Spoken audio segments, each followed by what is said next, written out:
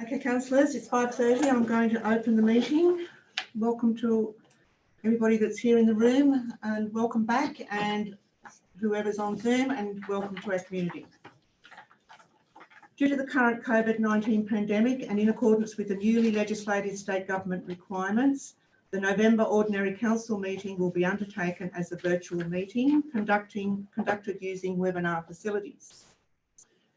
The council chambers will be closed to members of the public. A link to the council meeting for viewing by members of the public will be available via the council website.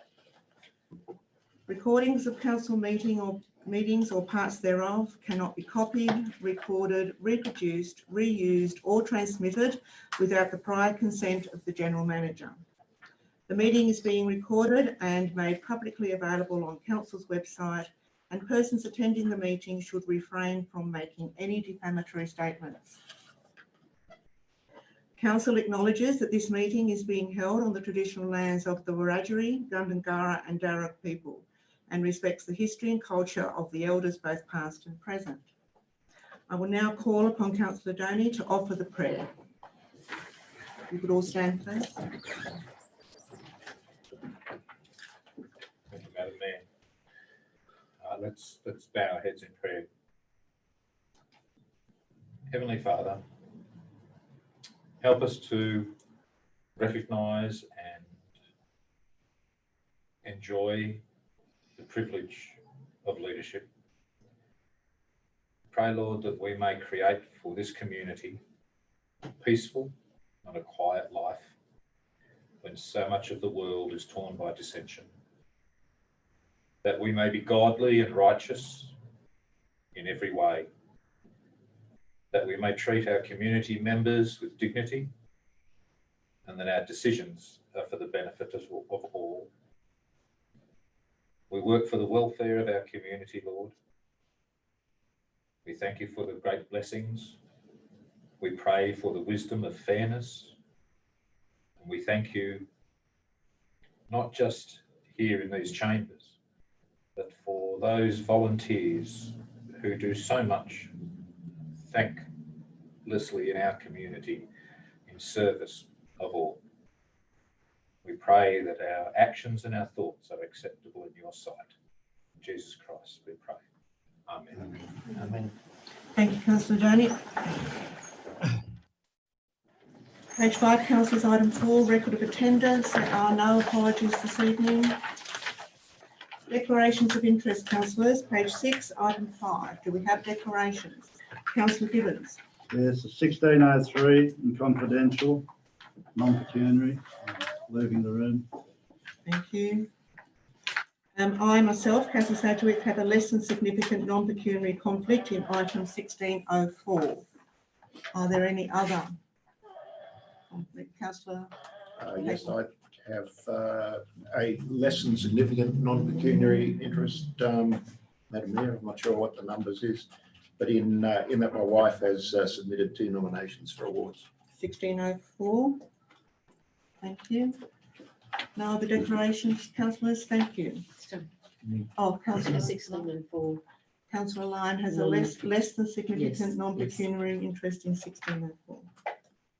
Thank you, Councillor. Okay, page 7, councillors, presentations. We have no presentations this evening. Item 7, questions from the public. I'll now call on the General Manager to read out any questions from the public received today. Thank you, Madam Mayor. We have 5 submissions that have been received at this point in time. I'll read them in order. The first one is from Hardy Droham. Several residents have commented and written to council about the SurveyMonkey Community Hub survey. Comparing the online SurveyMonkey questionnaire with the community newsletter shows the surveys are different, putting the validity of the survey into serious doubt. The SurveyMonkey questionnaire in question 2 gives 6 options to be answered, as agreed or disagree. The print version in the community newsletter is missing the options of a negative response.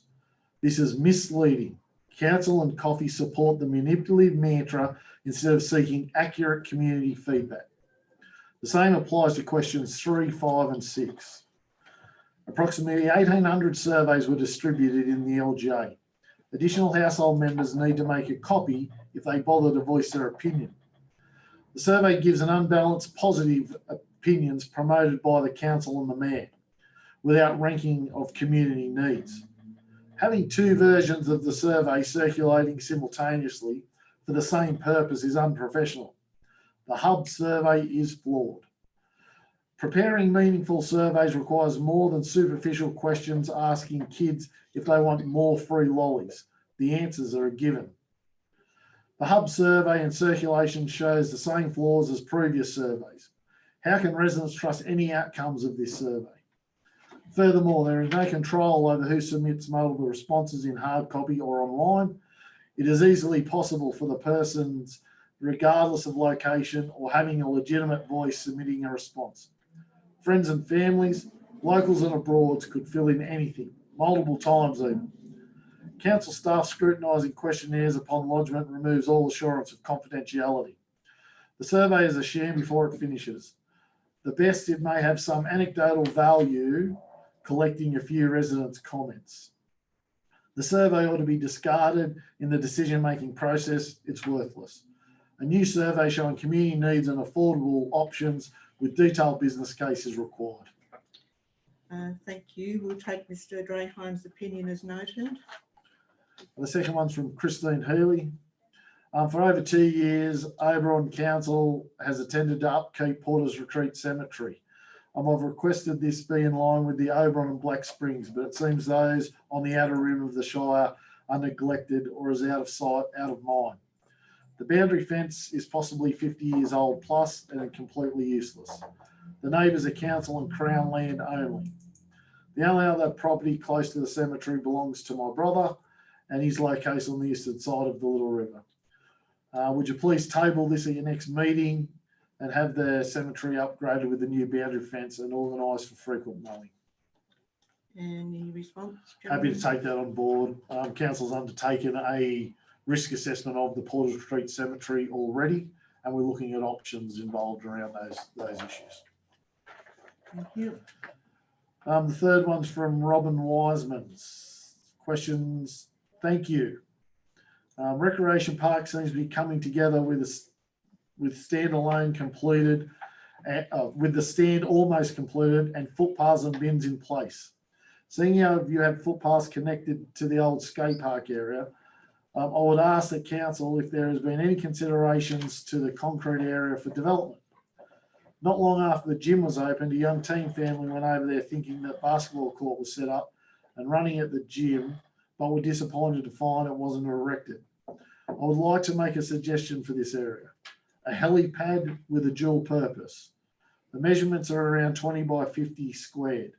Could this be a possibility? This area would easily cater for an ambulance to get closer to a helicopter, especially when raining. As we don't have helicopters coming in often and mostly at night, this area could have a dual purpose. There are young people who would really love to have free accessible half-court basketball court. The basketball hoop could possibly be set just off the helipad towards the cricket practice area, out of the way of helicopter landings. This concrete area would be a great place for our young teens and older ones as well. Also believe that the areas still have room enough for children with roller skates to have fun also. My second question refers to the dog areas being proposed. The Baltic Crescent is in relative reach of town, approximately 1.5 kilometres from Oberon Council Chambers. This is in good reach with most people on the south side of town. The other possible site on Losemount Road on the other side of the Oberon tip is 3.9 kilometres. I've got to recheck that from Oberon City Council. This does not seem feasible for people my age, and this would not be accessible to all the north side of Oberon. We all like to walk, but it seems to be a height for the older residents to let their dogs run and too far for small dogs to walk to. Also, if possible, please consider a small dog area up to 5 to 10 kilos within reach of town. Most of these small dogs cannot run with larger dogs as they are and can feel threatened by larger sized dogs. especially dogs the size of mine, a whole 3.5 kilos. Having these parks will be a good thing, as just maybe with the poop bags supplied, the owners will pick up their dogs' droppings. Just maybe people will pick up their dogs' droppings. Thank you for your request, and a written response is requested. Happy to take on notice, Madam Mayor. Thank you. The fourth one is from Philip Haynes. He's acting on his own behalf. A disturbing trend. There seems to be a rather disturbing trend with some of our councillors, which is that they are using their spouses as some form of proxy to denigrate and criticise anyone that questions or disagrees with what a council is doing. It started with Lexi Callum posting critical comments about the Oberon Shire Residents and Ratepayers Association on Facebook back in 2019. And more recently, a letter to the editor in the October 8th Oberon Review, in which I was criticised by Jennifer Capel for my letter to the editor in the previous week's Oberon Review. It is interesting that a letter was the only criticism received. All other comments were of a positive nature. In fact, all were alarmed that the Hooper Centre was going to be demolished. Now moving to the 29th October Oberon Review, where Dietmar Sajewicz savagely had criticised Hardy Draham. All councillors need to realise it is inappropriate to the extreme for your spouse to openly criticise anyone disagreeing with Oberon Council. It would be highly unusual to hear the spouse of a federal or state politician openly criticising anyone that disagrees with them. But it's becoming commonplace in local government. Furthermore, it is demeaning to our elected councillor that demonstrates they struggle with handling any debate about issues affecting residents and ratepayers. Put simply, this form of criticism has to stop before someone is sued for defamation. Already, a local resident has crossed the line with defamatory content posted on Facebook, which, from the legal advice I have already received, can be sued for defamation. So let's keep the debate on a mature level, and do not forget that all residents have the right to question our council, even if they don't like that. You should not be. If you don't like that, you should not be a councillor. Rank does not confer privilege or give power. It imposes responsibility. Peter Drucker. Thank you, General Manager. Councillor Callum has requested an opportunity to respond, and I've agreed to that. Councillor Callum. Thank you, Madam Mayor. Mr. Haynes, I intend to answer each of the points in your statement. Firstly, I note that your statement is not related to council policy, finance, plans, or operations. In fact, it relates to a perceived issue that council has no control over. However, you have taken the time to write this statement, so I'll provide some commentary on the statement on behalf of and with the permission of the spouses you have spoken about. Neither Mayor Sajewicz, Councillor Capel, nor I used our spouses as a proxy for our opinions. I am certain that Lexi Callum, Jen Capel, and Dietmar Sajewicz have their own opinions and will continue to express those opinions when it suits them in whatever medium they choose. Believe me, Lexi's opinions do not always reflect mine. You are insulting to both the intelligence and integrity of these three spouses in your statement, and are perhaps reflecting your own values. You may wish to address your concerns directly with Jen Capel and Lexi Callum, and I have their approval to say this, and they will give you an accurate read on the situation. Dietmar has stated, and I quote, he has no wish to actively engage with any member of such a negative group of people. I do not use proxies to voice my opinions. I do so directly and with candour, so no one is in any doubt as to who is voicing that opinion. Mayor Sajewicz and Councillor Capel have similar views. My wife did post on the Osandra Facebook page, which is a perfectly reasonable thing to do, as she is both a resident and a ratepayer. That Facebook page is now closed to anyone except members, and perhaps the name needs changing, as so few residents and ratepayers have been accepted due to some very restrictive membership requirements. Jen Capel did write a brief letter to the editor of the review, which was published. There were no other critical or supportive letters in the paper that day for your letter, but that is a long way from your assertion that all comments about your letter were positive. Dietmar Sajowitz's letter in the review was critical of the behaviour of Hardy Drahan, but that is his right to be critical. He was clear in that criticism, but not disrespectful. Spouses have every right to express their opinions regarding the council or any other organisation, including Austrandra. These opinions can be supportive, critical, or merely commentary. I can recall a couple of instances where Jen Cable was quite critical of the council, and some where she has been supportive.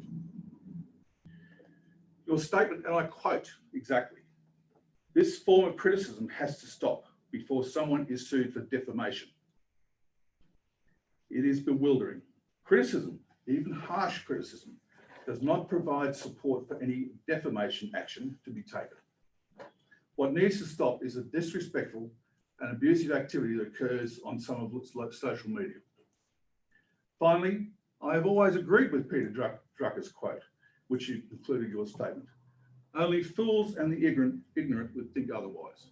And I would commend Joseph Conrad's writings to talk about responsibility and rank and command. And I take my responsibilities, as do all councillors, very seriously indeed. Thank you, Madam Mayor. Thank you, Councillor. I agree with everything the councillor said, Madam Mayor. Thank you, Councillor. Thank you, Madam Mayor. The last piece of correspondence is from Greg Evans on behalf of the Oberon Shires Residents Association. Oberon Shire Residents and Ratepayers Association applauds Deputy Mayor Councillor Callum for holding the council accountable. Around 60 years ago, a long-standing WTP operator retired, and council's latest admissions confirm significant accumulated knowledge has been lost. Not flushing water lines for 6 years have got little to do with depleting of dam levels. Flushing stopped around 6 years ago with levels at 65%. From mid-2016 to mid-2018, levels were above 65%, yet no flushing occurred. Apparently not even with the dam full as later in the year. Raw water manganese concentration during 17, 19 and 20 are around 0.545 parts per million. If the incoming raw water is to blame for murky waters, why were there no widespread reports during 17 and 19 like in September to November 2020? The WTP operator works with Water New South Wales to optimise incoming manganese levels pending stratification. While 2020 showed elevated results, the sewer's Z-weed plant was capable to maintain treated water even at 0.5 parts per million.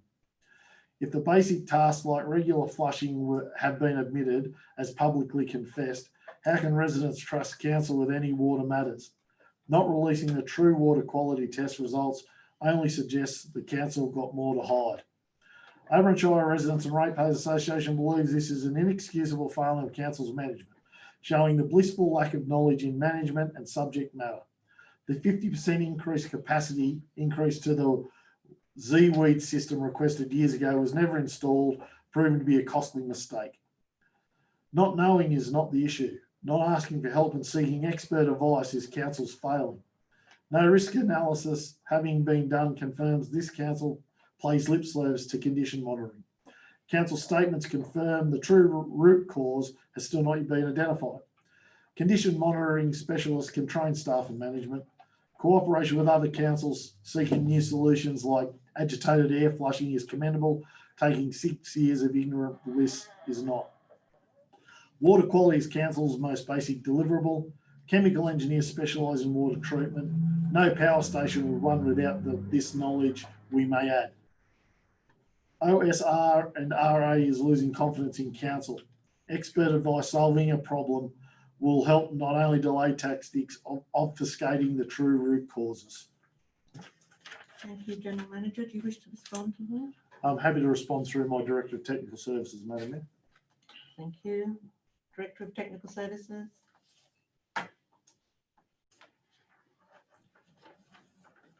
Yeah, thank you, Mr. General Manager. Look, I'd like to respond to those statements or paragraphs. Paragraph 1, this statement is not a true and accurate Council has adequately trained staff in the area of water treatment operations. Paragraph 2, this again is not a true account. Council staff have and continue to flush water reticulation systems in Oberon by the release of water through hydrants. And that is also as a result of any build-up that actually does occur and can occur within dead-end sections of the water reticulation. So water flushing does occur. Paragraph 3 is a statement only, thank you. Paragraph 4, again, council staff routinely undertake water testing within the water reticulation system to ensure New South Wales health regulations are met, and weekly test samples are sent off to NADA accredited laboratories as a New South Wales health requirement. These results are published on Council's website as part of our requirements under those regulations. Paragraph 5, this statement is not supported. Condition monitoring is undertaken. And again, paragraph 6, again, the comments are not supported. In relation to the ZWeed article system, there is an assertion that the additional 50% capacity should be catered for in Council's filtering system for additional filtration to stormwater harvesting. This appears to be an error. The system has never been implemented by Oberon Council for surface water treatment, i.e. stormwater. At the request of Council in the previous meeting of 17th October 2020, I am currently preparing a report to the General Manager and Councillors of the issue of water issues for their information, which will be furnished within the next week. Thank you, Mr. General Manager. Thank you to the Director. Can I just get the General Manager to clarify something to me, please, on the basis of the Director's response? It does say in this letter, the 50% capacity increase to the ZWeed system requested years ago was never installed, proving to be a costly mistake. According to the attached article of this letter, can you confirm that the 50% capacity that was recommended related to on-the-ground water, that related to a stormwater system Council was thinking about putting in 2010-11? Is that, am I reading this correctly? Yes, Madam Mayor, the case study that Council has been provided with give an indication that should Council proceed with a stormwater harvesting facility, then that was an approach that they could use. But Council never went through with that infrastructure project at the time. So yeah, you read it correctly. Thank you. Thank you, councillors. We go back to the meeting, page 7, item 8, confirmation of minutes. The recommendation is there that the minutes of the ordinary meeting held on the 20th of October 2020 be confirmed. Could I have a mover, please? Councillor McKechnie. A seconder, please. Councillor McKibben, thank you. Any business arising, councillors? Councillor McKibben. Yes, Madam Mayor. If the assistant could just check 1307. I was of the view that I actually didn't move that, and that was why I was able to second the amendment, but I might be wrong. Can be checked after the meeting. You can get that checked, councillor, and if you're correct, we will amend that. Any other business arising, councillors? Apart from that, Madam Mayor, I have nothing else. Thank you. I'll put the recommendation, councillors, all in favour? Carried, thank you. Item 90901, mayoral minute and report. The recommendation is that the mayoral minute and report is received as information. Can I have a mover, please? Councillor McKibben, and a seconder, Councillor Doney. Thank you. Councillor McKibben, do you wish to speak to this? Thank you, Madam Mayor. I know often we say it's been a very busy month, but this one looks as though it's been particularly busy. If I could, Madam Mayor, I'd just like to ask about a couple of things. Meeting on the 29th of October, halfway down page 8 with Leonie Lawson, was on Isabella Road. Was that about the state of Isabella Road or the washaway culvert? It was. Okay, fine. Because I know that's already been raised with the Technical Services Director through the Burriga Community Group. Halfway down page 9, if I might, Madam Mayor, 19th of October, correspondence from the Honourable AVMP about Oberon's water security. Was that a generic response, or was it more specific in proposing some solutions?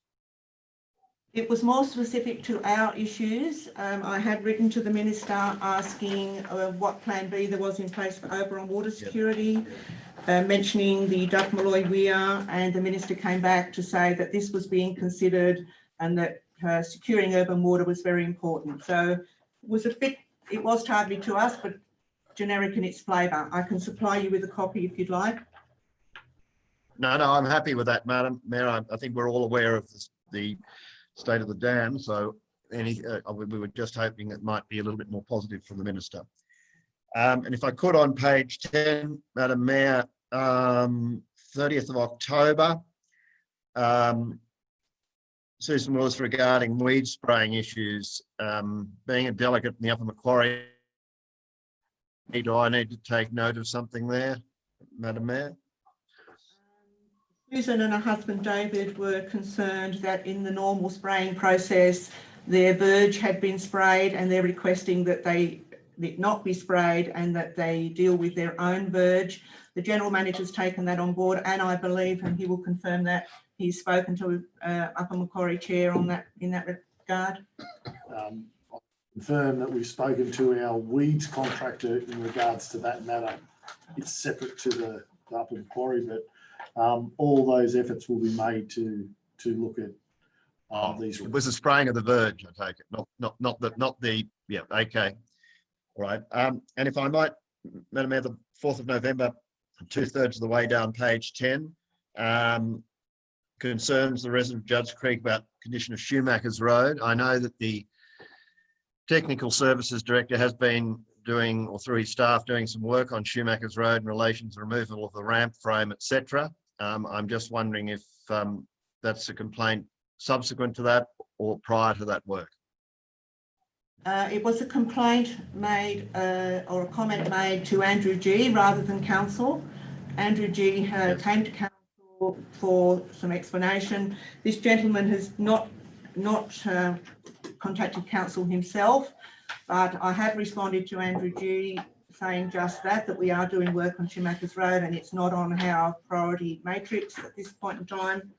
And I'm looking for this gentleman's contact details so I can contact him directly. Okay, Madam Mayor, if, alternatively, I could visit him if it's Judds Creek, because it's just up the road. But I do know that Technical Services and I've been talking about Schumacher's Road and some work's been done there. Okay, thank you, Madam Mayor. Yeah, I will, yes, I'm happy to obviously move the recommendation that the report be accepted. Thank you. Councillor Doney, do you wish to speak to the report? Yes, if I may, Madam Mayor, just a couple of things. Through you to the General Manager, I note on the 2nd and the 9th of November in meetings, Planning and Development Director interviews, with our recent loss of a Planning Director. Can you, through you, Madam Mayor, is there any comment on the quality and number of candidates we're getting for this re-advertised position? I will let the General Manager respond to that one. Thank you, Madam Mayor. I'm happy to announce that we will have a new planning director starting on the 11th of January. The two dates are interviews where myself, the Mayor and the Deputy Mayor interviewed for that position. The candidates were put forward by us through a recruitment agency, and there was a number of applicants that applied. We interviewed a number, I can't tell you how many, but we do have a very good candidate starting on the 11th of of January. Okay, I'll find out more about that fairly shortly then, won't I? Okay. The correspondence 15th of October, local media Save Our Voices inviting council to send a message. Vibrant, independent local media for all regional Australians. Madam Mayor, what did you do with that correspondence? Our JO is responding to that, and I've responded as well. Okay, thank you. And just on 5th of November on page 10, I'm not sure if there's been any further progress or information, but this Parkview kindergarten issue, has there been any, it is, you know, private business, these sorts of things, has there been any further positive progress in this service being provided to the community into the future?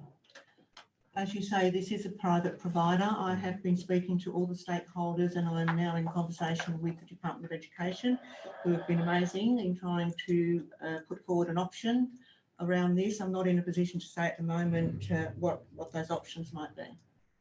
But we're working towards trying to find a solution.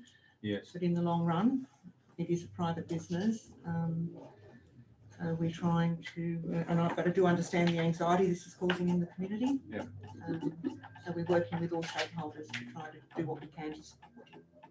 Thank you, Madam Mayor. No further questions. Thank you. Any other comments on this one, Councillor Gibbons?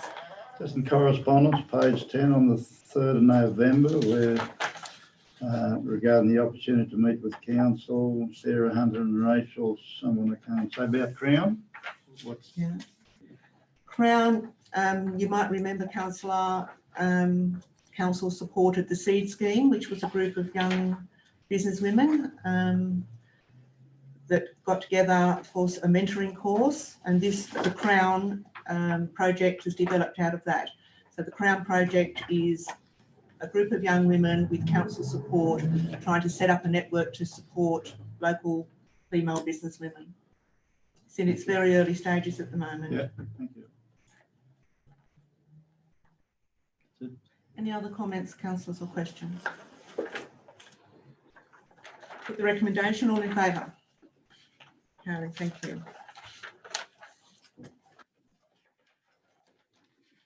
Page 12, councillors, notices of motion, item 10.01, Jenolan Street culverts. There's a motion that council supply and lay 3 sets of relief culverts in Jenolan Street leading to the Oberon Dam to control water flow in the table drain and protect road shoulders, to be funded from Town Improvement Fund at a cost of $12,000. A mover, please. Councillor Gibbons. A seconder, please. Councillor McCarthy. Councillor Gibbons, do you wish to speak to the motion? Yes, through the chair. I just feel this is necessary to control the excessive water that comes down that side of the road. It's a part of the road from where the dam house is finished, right through the land, the scrub land, right down to where the road turns off to the blokes looking after the water there. It's about 400 metres long. It not only all stays on the western side of the road, it's also fed by the Crown land. It all falls towards this road. So I just feel that we need to control the water in that table drain because it's getting too much flow. It's eroding the table drains out. And by putting a series of pipes in, you eliminate the force of the water. So it's just one thing. It was an old road to Edith in the old days. They put a pipe where they thought they needed one, but these days it's dirty water into our river, and it's just scouring the drain out and getting deep. And we've got a few fire trails coming down out the scrub that's making it a bit worse. So I just feel we've got to start looking at these things, and the erosion, the environment, and this is one way we can correct that. I think that's it from me. Thank you. Councillor McCarthy. It's probably lack of funds, why it wasn't done in the past. But yeah, we've got to move forward. So yeah, I support Kerry's motion. Thank you. Comments or questions, councillors? Councillor Doney. Madam Mayor, I support the motion. I just would like some comment on section 94 by Town Improvement Funds and how we're tracking and how we're budgeting. And and it sort of sometimes can be a bit of a magic pudding. I'd just like a financial comment before I exercise a vote on this. On town improvement or? On the $12,000 Yeah, okay. coming out of town improvement, how that fund is sitting. Happy to provide. There is still unallocated funds within the town improvement fund, and this is a project that could be supported within the budget that's still unallocated. Okay, I'll look into it in another sense. That's fine. Thank you. Thank you. Councillor McKechnie? Yes, Madam Mayor, I support the motion in theory. I just have a question about the $12,000 and where that figure, or how that figure was come up with. And has there been any input from Council's Engineering and Technical Services Department into whether this is the actual right solution or permanent solution, or not being a civil engineer, I'm just questioning whether we're actually going to do it once and do it properly for that amount. A response? I'm happy to revert to the Technical Services Director. Yeah, thanks, Mr. General Manager. Yeah, in relation to this particular issue, there has been some discussion and on-site review in relation to about 3 or 4 sets of additional pipe culverts, which will require trenching excavation of the existing bitumen road surface and reinstatement, and will include some longitudinal drainage clearing along the edges of the road and up into Genolan Street, and again further down in towards the Water New South Wales Oberon Dam establishment. So again, there will be some extensive machinery, labour and materials required in order to put that drainage infrastructure in, and also probably put in some additional upper catchment mechanisms to arrest some of the water that does come down through the vacant Crown land above Genolan Street. So the $12,000, is that an estimate from yourself? Yes, that is an estimate, certainly of cost that has been undertaken in terms of the materials and all that as I described, yes. Thank you. Andrew, Madam Mayor. Councillor McKibben? Thank you, Madam Mayor. Look, I support this in principle, but the Technical Services Director, I would have thought you would have provided a comment or something here to say that you believe that this is a worthwhile project, and from an engineering perspective, it is the right project to solve the issue. Is that correct? Yeah, through the chair. Look, certainly I do support this project. It's quite worthy, and it is required. Has been long overdue. And again, I think a comment was made around the lack of funding, probably previously or in the past. But certainly I would support, certainly the upgrade to facilitate stormwater that is actually eroding Council's road asset, being Genolan Street. So you believe this is the appropriate means by which this can be alleviated, as the engineering expert on this council? Again, through the chair, look, stormwater, getting stormwater in under through pipe culverts is always the best means of terms of protecting assets. So, look, I believe this is the correct solution in dealing with the issue at hand. And you said the estimate was 12,000. So you've put a spreadsheet together detailing all the costs, materials, and labour to come up with that figure? Through the chair, certainly there's going to be, as I said, extensive machinery, materials, labour, and alike. This is an estimate of cost. Again, look, whether it reaches $12,000, it's going to be very close in the vicinity of that, I would imagine, to install 3 or 4. Okay, but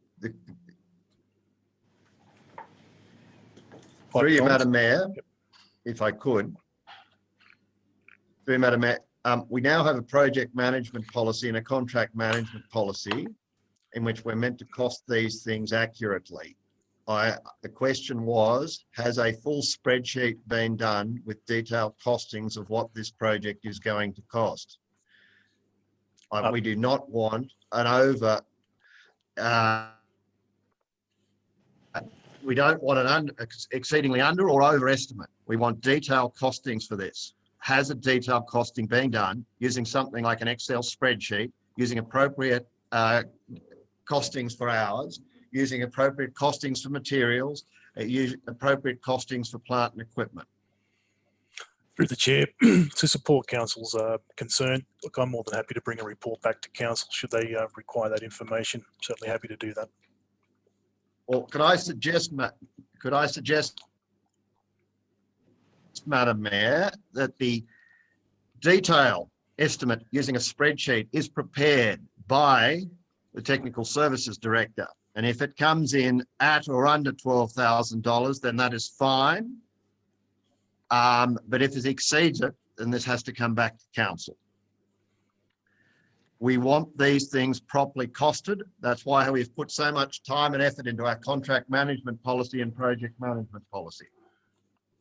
Again, through the chair, this is certainly a notice of motion, certainly to entertain council's interest. Again, as I mentioned, I'm happy to bring that information back in a full report should council wish. I think I've made the point clear. I leave it to the general manager through you, Madam Mayor, but I think a detailed costing should be provided. Again, if it's under or up to 12,000, I don't think we have a problem, but we don't want a blowout. We want it properly costed. Do you want to comment? The councillor just made the comments clear. Okay. But I support the proposal, Madam Mayor, subject to those comments. Madam Mayor, a couple of points. I think one that I heard being made, this is a notice of motion rather than a report. Therefore, the director has not had the opportunity to prepare a full itemised spreadsheet. But when these notices of motion have come before, we have made a decision. We have been recently making a decision clearly as to what Councillor McKibben is suggesting, and that is the notice of motion comes up, the staff prepare a report. If it comes underneath the budget that we've agreed on, it can go ahead. If it goes over, it comes back. So I think that would be consistent for us to do that in this instance. We should set that up and move on quickly. Okay, thank you. So I think we need an amendment to this motion, Councillor Gibbons, to reflect that. Yeah, I'm happy to reflect. I just want to make the comment that it contravenes all the EPA guidelines at the present time. And this is the reason I've raised it. There is a pipe right down the bottom that's had to try and take all this water, and it's continually blocked up and it's not working. Therefore, you get a heap of water down the bottom side that's really destroying the edge of the road and the bitumen, and it needs fixing.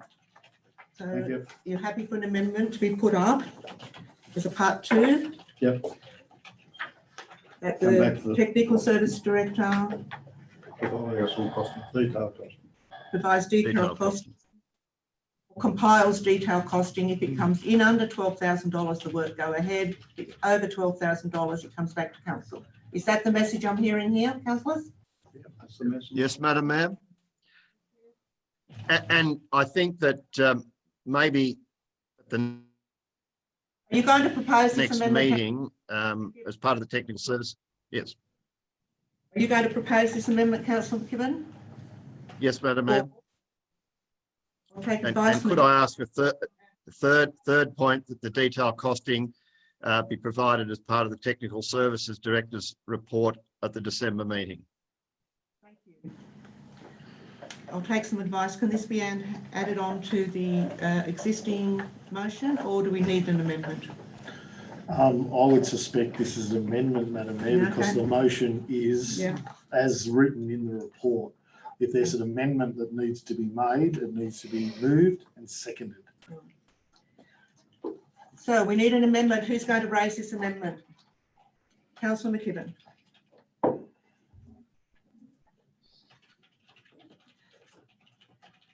Your amendment, Councillor McKibben, please, if you could read it out for Sharon.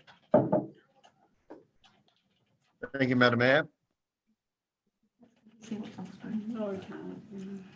I'm through the The chair. council,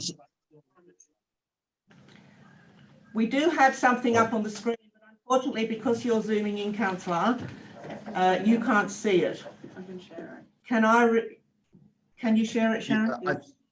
Sharon can share it. So-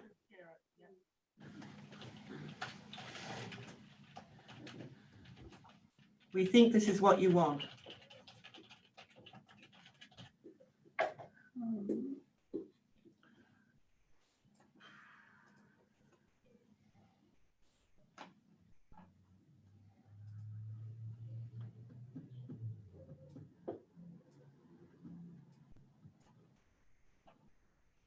Can you see that, councillor McKibben?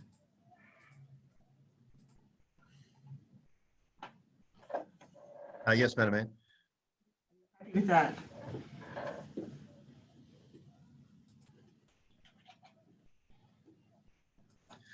I think that too is that the TSD compiles details costing, and that the works proceed if the costing is under 12 is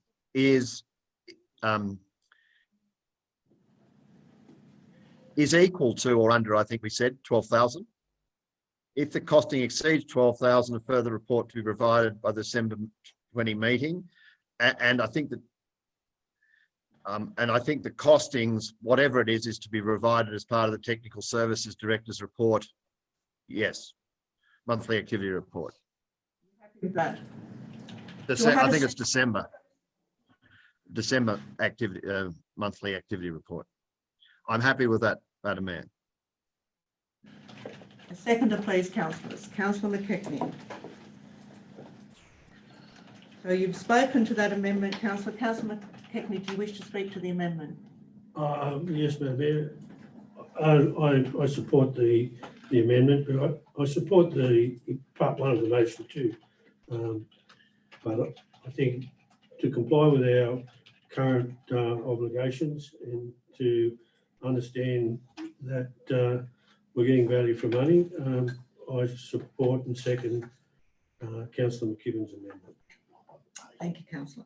Any comments on the, amendment? Councillor Keller. Madam Mayor, I support part one and part two, but if we're going to get if it's more than $12,000, how can we vote on it during, if this is a resolution saying bring a report back, that has to be voted on. If we're going to, if it's say $14,000, then we can't really do that very easily out of a Technical Services Director December monthly activity report, which is for information only. All right. So that needs to be a separate report. Councillor McKibben, did you hear that? I did, Madam Mayor. I think 2 says, and if the costings exceed 12,000, a further report be provided December 20 and will have to be voted on by the meeting. I think we're asking for number 3, that the summary of the costings provided in the December report, whether or not, whatever the costing is, whether it exceeds 12,000 or not. But I think 2 is meant to say, and if the costing exceeds 12,000, a further report be provided at the December 2020 meeting, and the additional cost will need to be approved Just put 3. by council. There's been a suggestion, councillor McKibben, that we just put 3 at the end of 1. It's make it the last sentence of 1. Yes, that's fine. That. Councillor McKechnie, are you happy with that? Yeah. Is there anybody else that wants to speak to this amendment, councillors?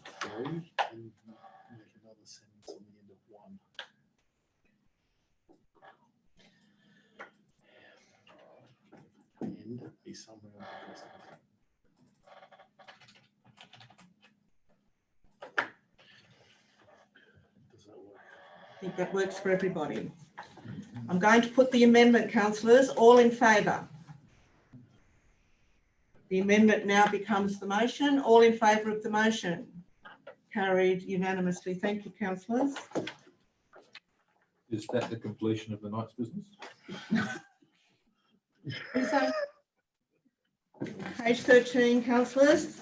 Councillor and Delegates reports, item 1101, Country Mayors Association AGM and General Meeting, 4th of November 2020. There's a recommendation that the report item is received and noted.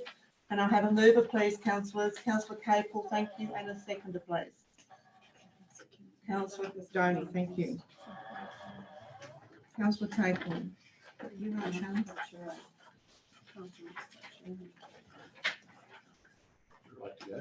Thank you, Madam Mayor. A very, Can you just hold there just a moment, I councillor? can't figure out why this won't stop sharing. Sorry. Oh, go ahead, I'll catch up. You'll be all right. No, we'll wait. No, don't get flustered. This is a new system, we're all learning it. I'm used to sharing, Madam Mayor, if that's what this is doing. Yeah, but I need to see everybody in the room, councillor. Thank you. I've got no idea.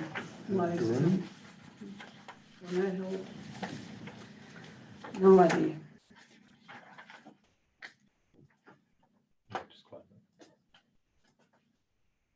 It's not coming back up for some reason.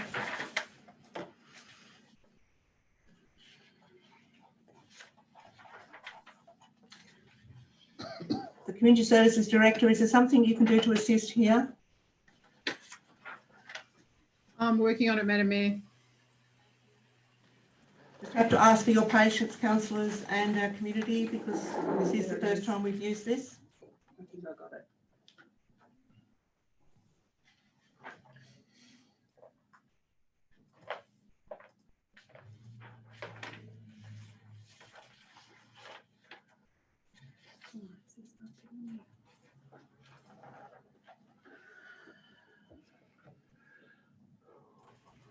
Try now, Sharon.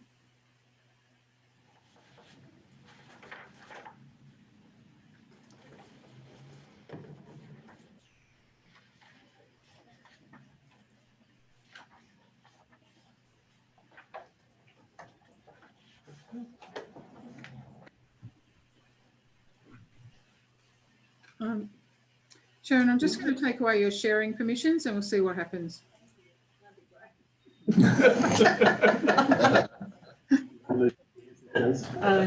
She's done that.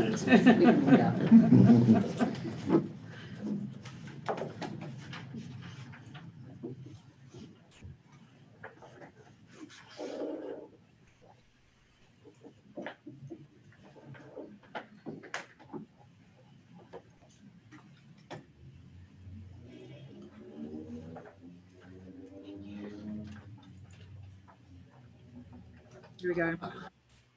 Thank you. Thank you, thank you. Tell me when you're right, Sharon. So, all good. Thank you. No more scrutiny, no more sharing. We're experienced now. Councillor Capel, my apologies. that's all right. Thank you, Madam Mayor. Yes, a very, very comprehensive report. Thank you very much. Just a couple of things out of it. Firstly, congratulations to you, Madam Mayor, on being re-elected to the Executive Committee. I think it's always beneficial to any organisation to have one of its people in the top end of the organisation, and I think you have done a great job, and congratulations. And it is important to this council to have someone up there at the front. One thing that I noticed that I was going to seek some comment on about the motions that were resolved from general business, seeking clarification from the Minister in relation to changes to the Crown Lands Act designating that local councils meet 50% of new replacement fencing costs. Can you give us a bit of background on that one, on page 14 down the bottom?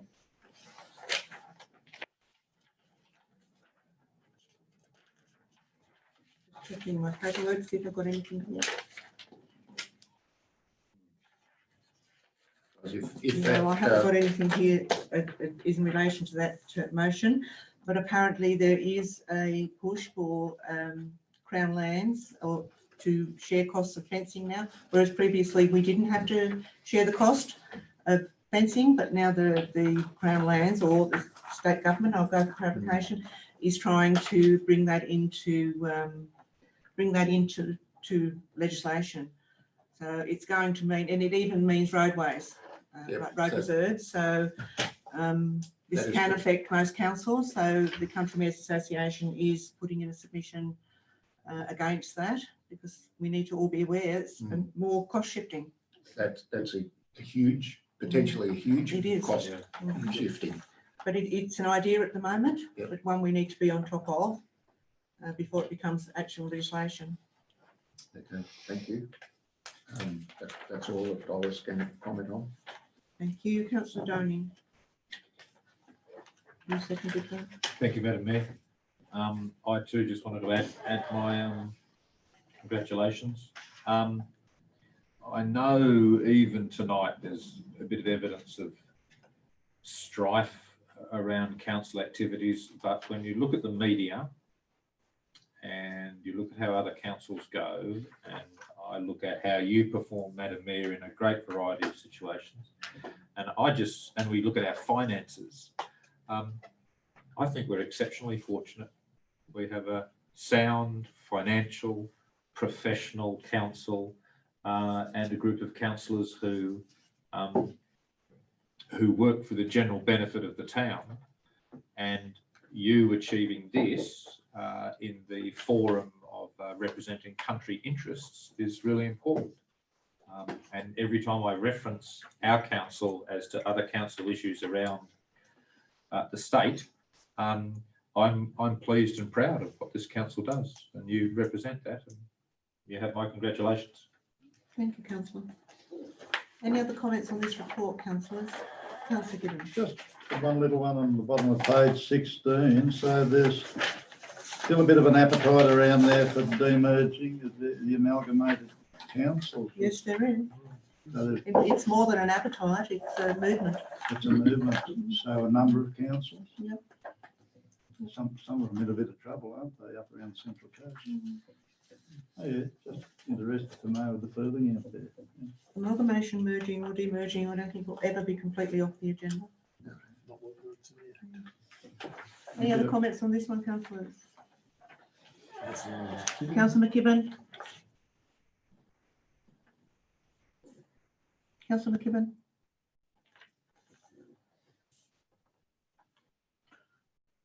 Thank you, Madam Mayor. Look, I'd support Councillor Doney's comments, but I would say that you don't only represent the town interests, and we don't represent the town interests, we represent the whole council area's interests. Just to make that clear. And on this question of the fencing, it's been a large issue for a number of landholders across the board, especially when you border institutions like Forestry Corporation or national parks, the cost that the landholders have to bear in fencing, with contributions sometimes made and sometimes not.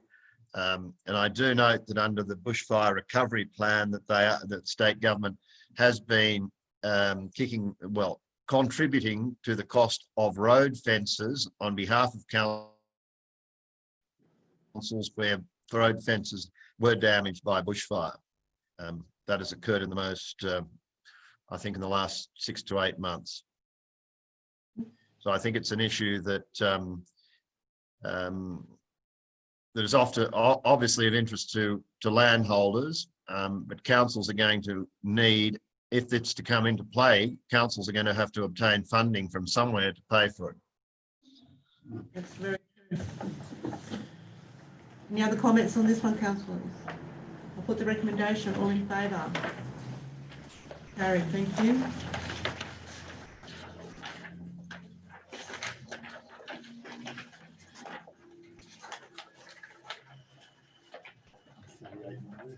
Page 38, councillors. Item 1102, Upper Macquarie County Council meeting and workshop. 9th of October 2020. The recommendation is that the report is received as information. Can I have a mover, please? Councillor McKibben and Councillor Capel, thank you. Councillor McKibben. Thank you, Madam Mayor. A detailed comment, and I did read the minutes in detail. I note that there were still a few issues that we required or sought clarification from the New South Wales Audit Office, I think, in relation to asset revaluation and a couple of other areas. And we required those before submission of the audited accounts by the 16th of November. If I could ask the Corporate Services Director whether we actually got those responses and clarifications in order for us to put those in, because I wasn't sure whether that occurred, and I think the Councillor McKibben, I think. Corporate Services Director's report. Sorry? Okay, sorry. This Sorry. is the delivery program that council's talking Sorry, am about. I on the wrong issue? No, I thought you were, but you aren't. I try to keep on the mark, Madam Mayor. Well, you do. Anyway, if I could ask the Corporate Services Director what happened in relation to those clarifications from the New South Wales Audit Office, and were we able to submit the audit accounts by 16th of November, or are we still waiting for them? Did John O'Malley chase them up, or what's happened? Councillor McKibben, we're on the Upper Macquarie County Council meeting, item 1102. Have I missed one? Why are we? 1102, page 38. Oh, sorry, I've skipped. I must have skipped a few pages. Sorry, Madam Mayor. By 60. But you 60 pages. you have moved the recommendation. It's because I've got paper reports. Sorry, Madam Mayor. Yeah. Councillor McKibben, you did move the recommendation. Do you wish to talk to the Upper Yes, Macquarie? I've moved the recommendation, Madam Mayor. And one thing I didn't raise in my report, which I'm sure speaks for itself in a lot of ways, is that the Upper Macquarie is seeking the interest of councils as to whether councils would be interested in having Upper Macquarie County Council meetings at their council chambers to allow to attend those meetings if need be, if they wanted to. So that was one thing I didn't raise in the report. Okay. I think a letter might have gone to the General Manager. If it hasn't, it will be coming soon. Through the chair, a letter has been provided to the General Manager and a response provided to UMCC. Thank you. We welcoming it, or? Yeah, right. We welcome the opportunity to host UMCC. Thank you. Councillor Capel.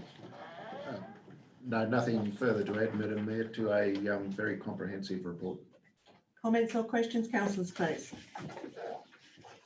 Put the recommendation, all in favour. Carried, thank you.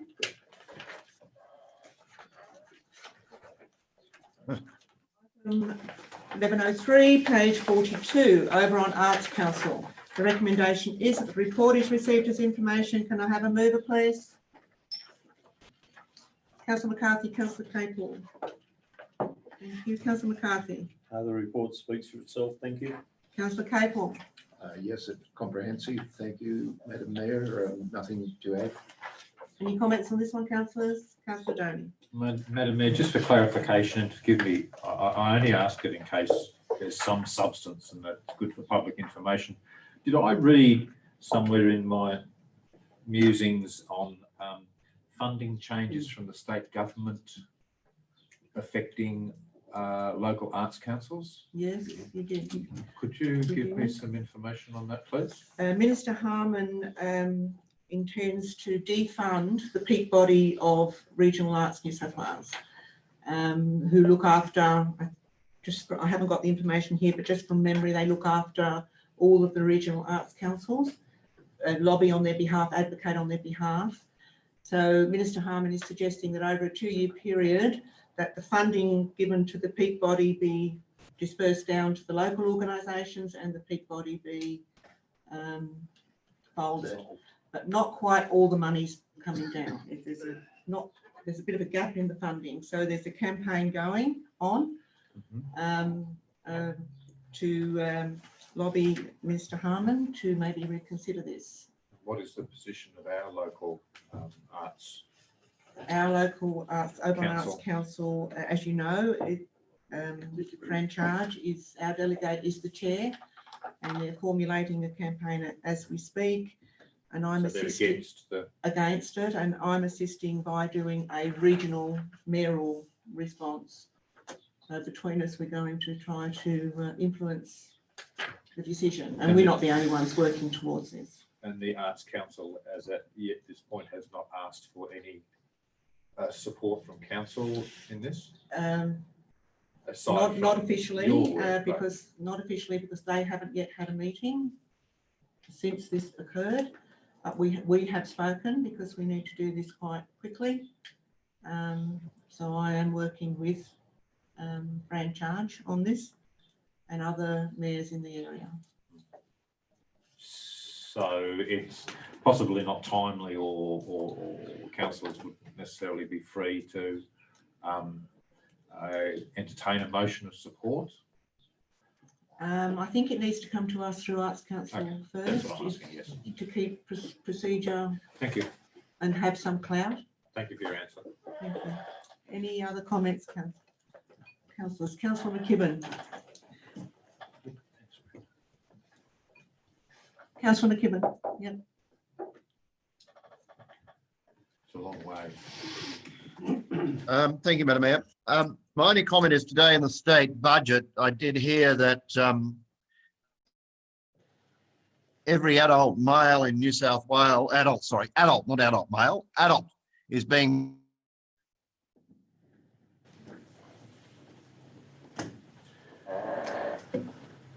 You're breaking up, councillor. I think you're referring to the $100 per adult. advantage of that. Sorry? Sorry, you're breaking up and we can't hear you. You're freezing. I'm assuming you're referring to the $100 per adult that the state government is allocating, Yes. 50% of which needs to And go to a cultural activity. exactly, correct? galleries, etc.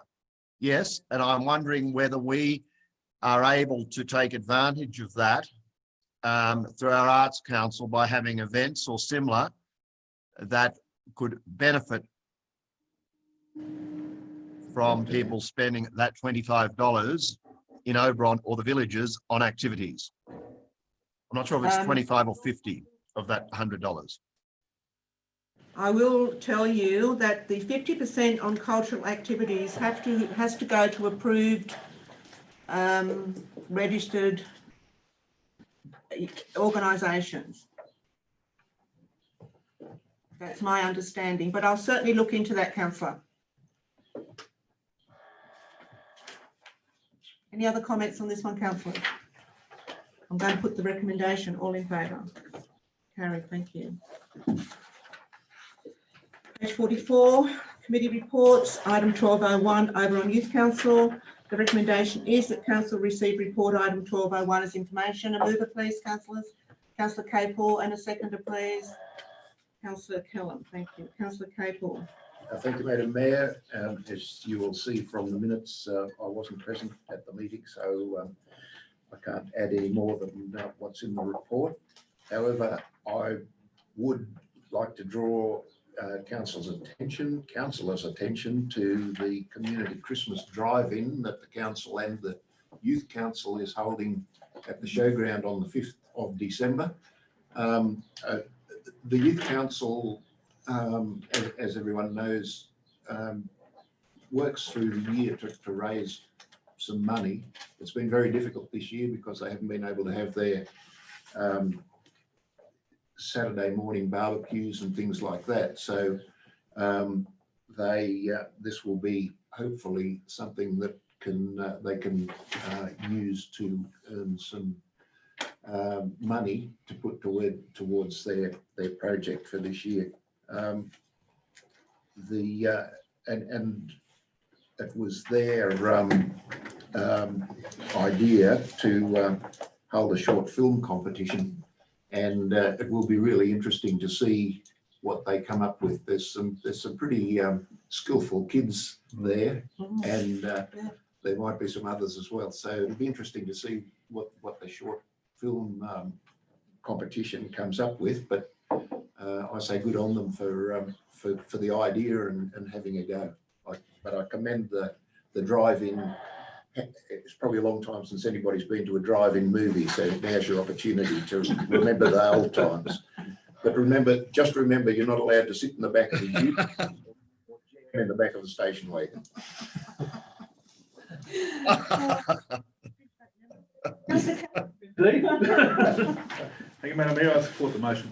Thank you. Any other comments on this one, councillors? Put the recommendation, all in favour? Carried, thank you. Page 47, item 1202, CTA Audit Risk and Improvement Committee. The recommendation is that the report is received as information. Councillor McKibben and Councillor Kellam. Thank you. Councillor McKibben.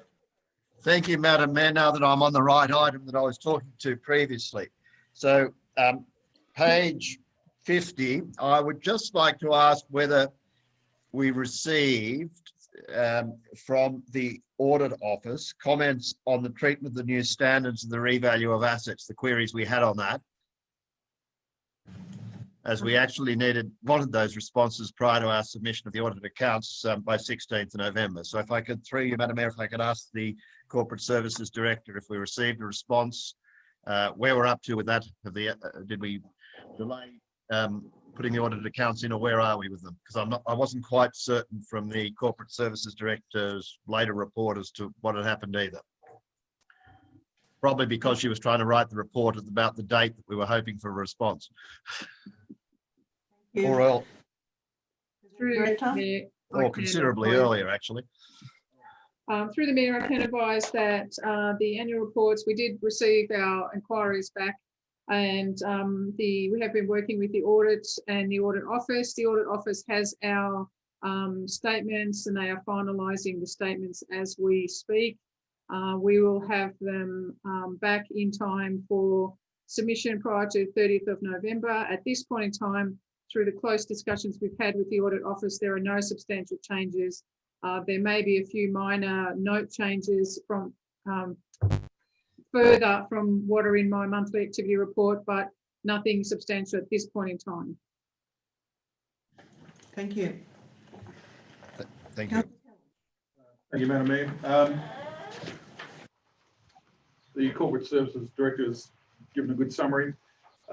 The discussion was fairly, or should have been fairly brief, but went a bit longer than perhaps it should have. But basically, our order was looking quite good. And the independent members of the ARIC seemed happy with what we had. And we're just waiting on that feedback, which the Corporate Service Director has now provided. And I think we're probably going to get a good audit report back. Thank you, Madam. Thank you, Councillor. Any other comments, councillors? Put this recommendation, all in favour? Carried, thank you. Item 1203, page 52, Community Services Committee meeting. There's a recommendation in three parts, councillors. The council received this report as information and resolved to use the 2020-21 Community Christmas Celebration budget for the following items. 1, $1,000 to replace damaged Christmas flags in the main street. 2, $500 for the new Main Street Christmas decorations. 3, unspent funds to be rolled into the 2020-21 Oberon Christmas Community Celebrations budget. Can I have a mover, please, councillors? Councillor Kellam and a seconder, Councillor McCarthy. Thank you. Councillor Kellam. Thank you, Madam Mayor. That reflects the discussions we had at that community services meeting. And it was a fairly robust meeting, and I think we came up with some decent answers for how to deal with some of the Christmas decoration issues. Thank you. Councillor McCarthy. The report speaks for itself. Thank you. Any other comments on this one, councillors? Put the recommendation, all in favour. Carried, thank you. Page 56, councillors, item 1204, Black Springs Community Hall Committee meeting. There's a recommendation there in 4 parts, councillors, that council receive report 1204 as information. that council allocate a budget for the removal of the wooden bench in the supper room from the door closest to the stage to the back of the hall to create more room for storage, that council store the timber seating for reuse on suitable projects at the hall at a future time, and that council approve council staff to arrange an inspection and quotes for maintenance and upgrades required throughout the hall. A mover, please, councillors. Councillor Gibbons, and a seconder, please. Councillor Capel. Councillor Gibbons. Yeah, that's a good summary of the meeting that we had there, and points for discussion. It speaks fairly well for itself. Down that second paragraph, we're talking about grants, and the Oberon Council has applied for a grant through our funding officer, Julie, and that's for this bushfire relief second round. And if we're successful, it talks about three-phase power to the hall, solar panels there to supply electricity and new electrical heating. So that's there for consideration. Thank you. Councillor Capel. Thank you, Madam Mayor. Again, I wasn't present at this meeting. I do have the thought, though, that the reports that we have on Black Springs Community Hall committees tend to be a bunch of ideas that come up on the night. I really think that the Hall Committee, of which I'm a member, needs to take a step back and develop some sort of a long-term plan for that hall. We seem to keep coming up with ad hoc, knee-jerk ideas that sometimes are carried through, but usually forgotten by the next meeting. I think the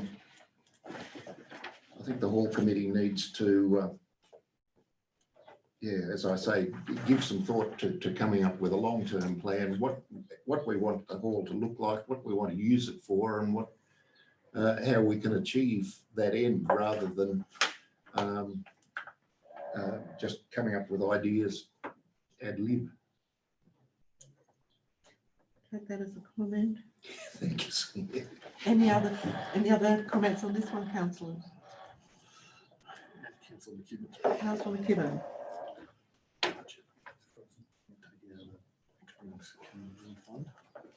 Councillor McKibben. Councillor McKibben. He's asleep. He's frozen.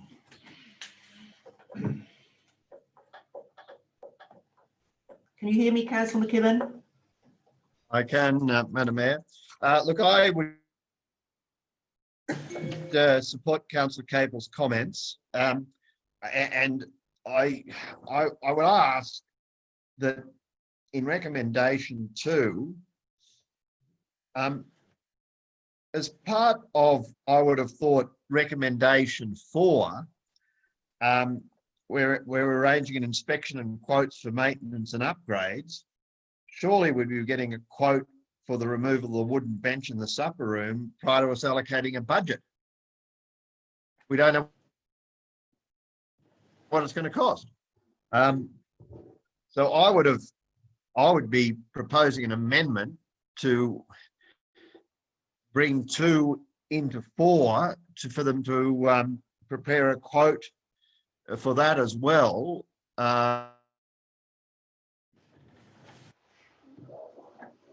Quote. But I also think, like Councillor Capel, that, you know,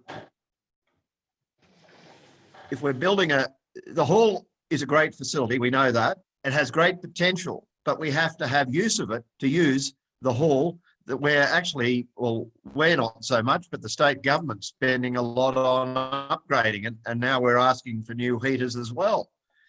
We have to get some use out of it and get... Is it an amendment though? Let's go ahead. Yeah. Well, I don't know the budget's coming for. Oh, it's frozen again. You're frozen again, councillor McKibben. So is there an opinion or is it a comment? When I can speak to him, I will. Can you hear me, councillor McKibben?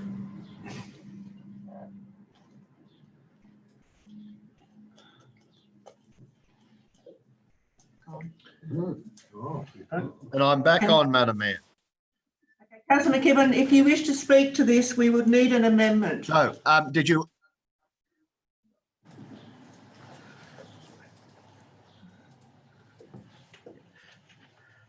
So my proposed, I would be moving an amendment, Madam Mayor.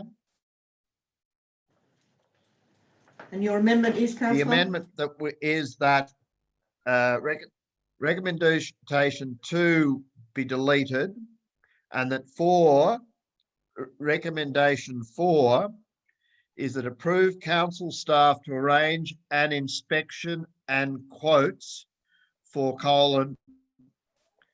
maintenance and maintenance and upgrade for the removal of the wooden bench in the supper room from the door closest to the stage to the back of the hall to create more room for storage. And 5,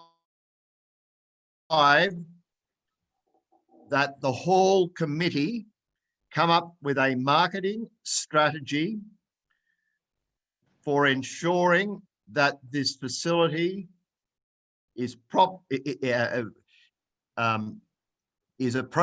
used appropriately by organisations, bearing in mind the amount of money that has been spent by council and New South Wales government to upgrade the facility. Macquarie.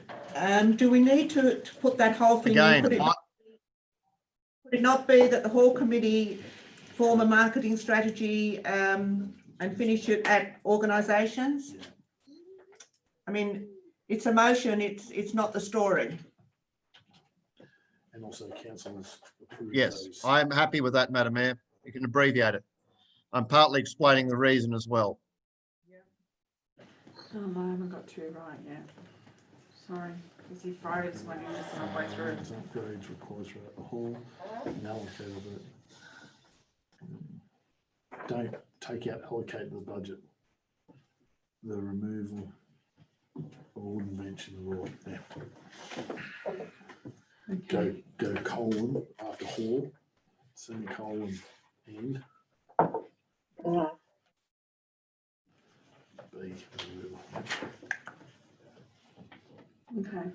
As a side issue, Madam Mayor, I note on the minutes, Excuse me, you can't have an Councillor McKibben, we're just trying to acting formulate chair the who's motion. an apology and a chair who's in attendance.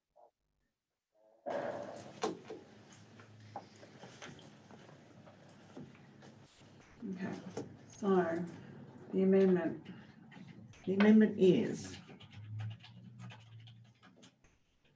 the council received report 1204 as information. Are we going to risk sharing the screen again so Councillor McKibben can see things?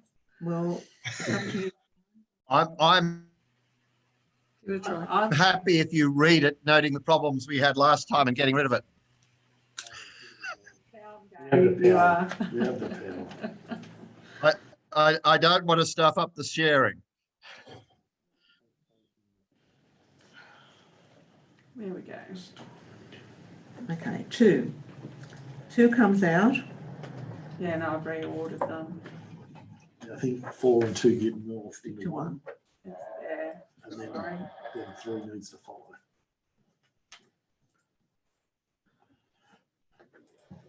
I don't know whether I'm allowed to say You can't second it.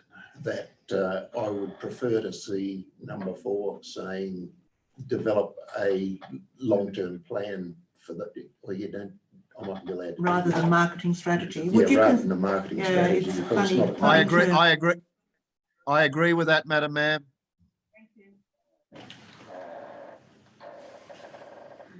Are you happy with that, Second. Councillor McKibben? Before I ask for a seconder, are you happy with that? He's, Yes, Madam Mayor, but once the quotes are obtained, I'm assuming it comes back to council, so that we can't really agree to store the timber seating for reuse until we've approved the spending of the money. So do you want to take 3 out? It's your amendment, councillor. I think that'd be appropriate at this stage, and if we remember when it comes back to council that we need to put that in, I'm happy. The recommendation is that they simply store it. So We're storing it for further use on the floor. It's the same, the flooring boards, that's what it's made out of. And up the track, Oh, you might- I'm sorry, Madam Mayor. I thought it was the wooden bench. Put it back. Yes, I'm happy with it to go back in. If it's that case, I didn't realise. I misread it. There's Are you store the timber seating. Yep. Are you happy with the motion, with the amendment, councillor, now? Because I need to get a seconder.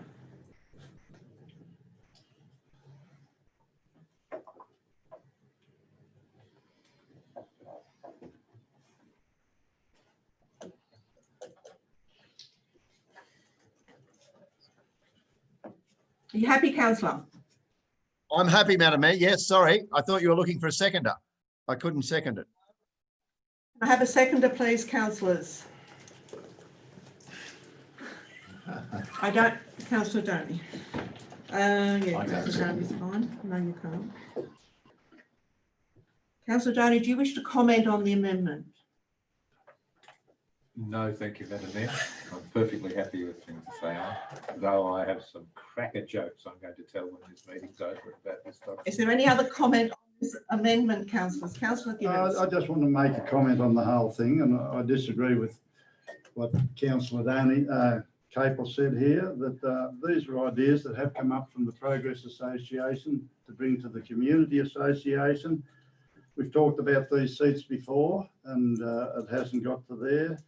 I believe the corporate services lady said that she was going to get someone out there to have a look at the flooring, to see what management, what decisions have to be made here. There's not a lot of work. I mean, the Progress Association, people could pull down those chairs in about half an hour, but I don't know whether that's allowed. We're only trying to get approval to have them moved to give us more storage. There's no big cost in that. And with regards to the, decisions come from good ideas. That's what we're out there for. I just think I don't think there's any need to be bagging what's going on. I think you do need a program of what we do, but when you got an opportunity to put in a grant that can make money for the council, and the council's putting it in for us, we want full support for that. We can't hold a lot of events there. Well, COVID's been tough on everyone, but there's a lot of things planned. If we have good heating and we get the acoustics in, there's a lot of things we can do for the seniors out there, and we're talking about it. And I think it's the council, or I can't see why the council can't use this space as well as the community. It's a community building for the council area. So, yeah, we come up with these ideas like the back door, the exit door in the kitchen still not done. It's got a piece of board across it, and we've been mentioning that for over 12 months. The bench is in, and we're happy with the bench there. Yeah, it's in. But so I'm not too sure that we're getting the message across, or whether we need a bit of an better organisation there. But I'm sure there'll be plenty of use. I mean, we're spending a lot of money on the O'Connell Sports Ground, and will it get used? Maybe it will. But I mean, if we've got a big hall in our community, it's there for everyone's use, not only the local community. So I think it's a good idea to have this plan. I'm happy with what you decide, but there's an opportunity for it to get great use, and it's getting a reasonable bit of use at the time. Thank you, councillor. Is there any other comments, councillor? I'm going to put this amendment. Sorry? Oh, sorry, councillor McCarthy. No, you're right. I think it's been taken out of context a little bit, but the electrical needed upgrading when we were going to do the skate park thing. 3 phases needed. Now it's needed for the heaters again. We need a long-term plan to say that, hang on, let's get this going. I thought there was a rush to get the garden bed at one stage. It's still not done, is it? It's in the process of being done. But it's not done. It's over 12 months. That's what I'm getting at. Is some of it's Okay. done. that we need a plan to keep it going ahead. And That's and right. that's what I think everyone's on the same line. Like that. Anyway, thank you. It's just a comment. Okay, councillors, I'm going to put the amendment. And the amendment is that council receive report 1204 as information, that council approve council staff to arrange an inspection and quotes for maintenance and upgrades required throughout the hall and a bit further, Sharon, and the removal of the wooden bench in the supper room from the door closest to the stage to the back of the hall to create more room for storage, to store the timber seating for reuse on suitable projects at the hall at a future time, and that the hall committee develop a long-term plan to ensure the facility is used appropriately by organisations.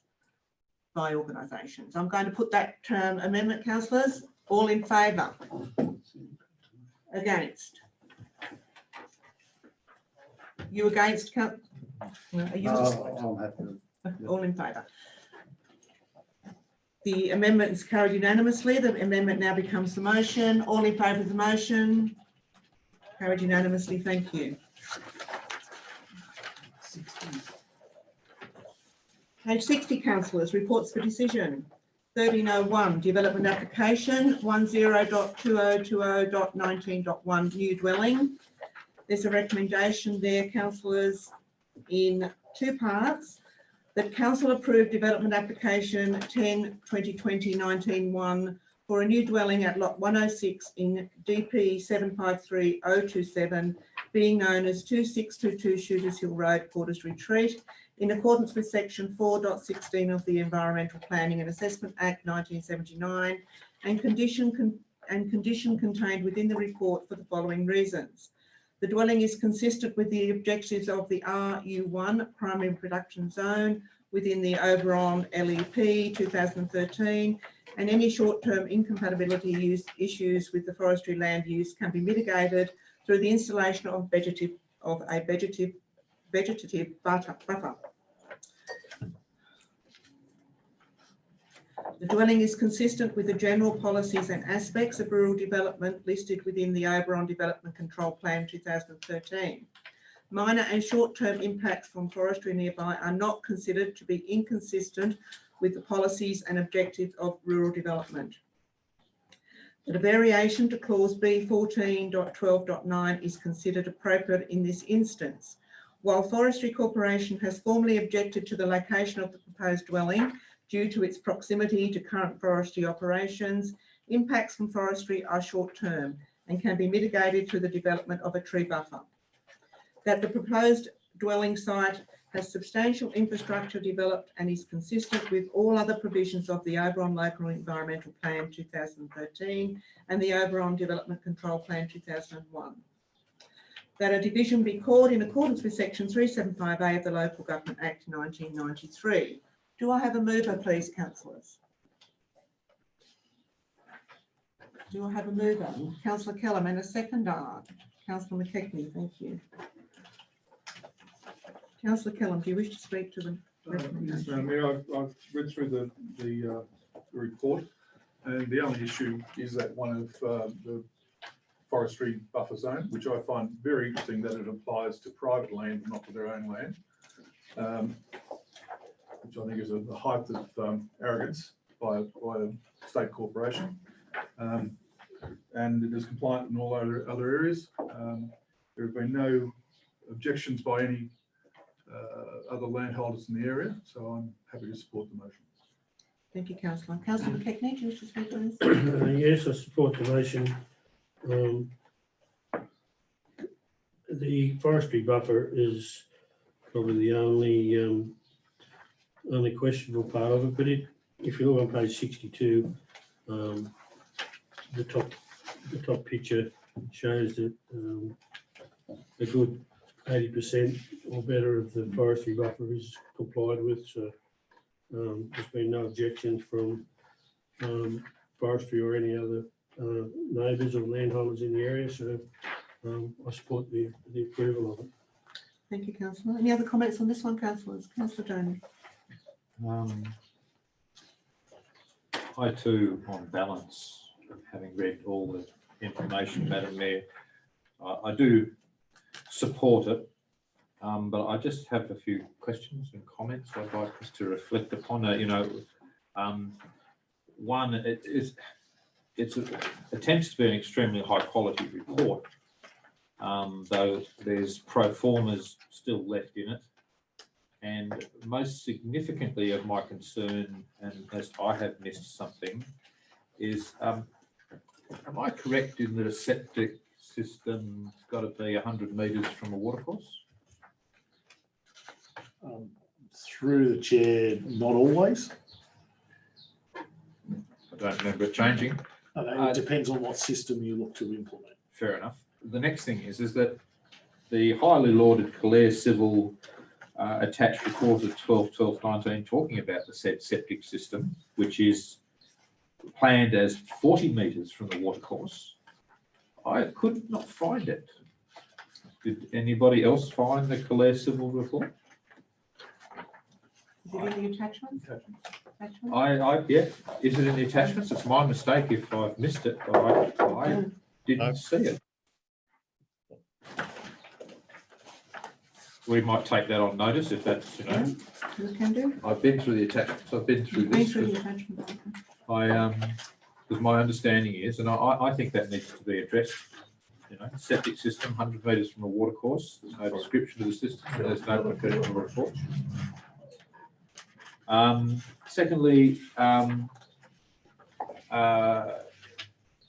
variation to a known condition. This is a comprehensive and professional report. Very impressive. It's like from a few issues, but sometimes I think over time we get a bit, or I get a bit concerned that there's known conditions and people seek significant variations with those. It's only that it's a really quite isolated area that I think this is acceptable to get away with this, so to speak. It's 17, it's RU1, but the piece of land is 30 acres. Correct? And 1911 condition, according to page 5 of the attachments, that has a building permission. They quote the objectives in RU1 zone is agricultural purposes, but if you're putting houses on 30-acre blocks, that's not an RU1 scenario, that's an R5 scenario. I'm happy to answer that question. Ultimately, the provisions of the Act allow for a dwelling entitlement if a dwelling entitlement exists. In this instance, a dwelling entitlement exists on the block of land. Agreed, but I'm just pointing out that in quoting RU1 zone objectives, this block of land having dwelling entitlements on 30-acre blocks does not meet the general purview of R1 conditions of that is primary agricultural use with house, generally block minimum size 250 acres. I'm just drawing that to our opinion. And lastly, and this is so through the chair, yes, this is permissible within that zone. Only because it's if this was a new subdivision in an RU1 zone, it would only be allowed at that size as an agricultural block, if at all. But this is not a subdivision, council. No, I agree. It's an application for a dwelling on a lot where it's permissible to have one. I'm just drawing council's attention to that. And I'm not, again, I say I support this within a couple of qualifications, but that if we may be faced with the situation that we gradually erode the objectives of the RU1 zone with multiple exceptions. I'm not sure if that's the case, but that was one of my concerns. The other one is that and this is a constant problem we have, who's going to ensure the compliance that this buffer zone actually goes in? It's an addition to the workload to the council's planning resources. It can be a little bit difficult, but these folk have said, we're going to solve this problem from going 150 metres to 56 metres, we're going to put in a buffer zone. But who's going to ever know if they actually put in this buffer zone? Where in this approval process is the condition that allows planning staff to verify that that's actually occurred and occurs? So through the chair, the first is it's carried out in accordance with the approved plans. The second thing would be is that as part of officers' responsibilities, insurance with the conditions of consent are a requirement of that approval process.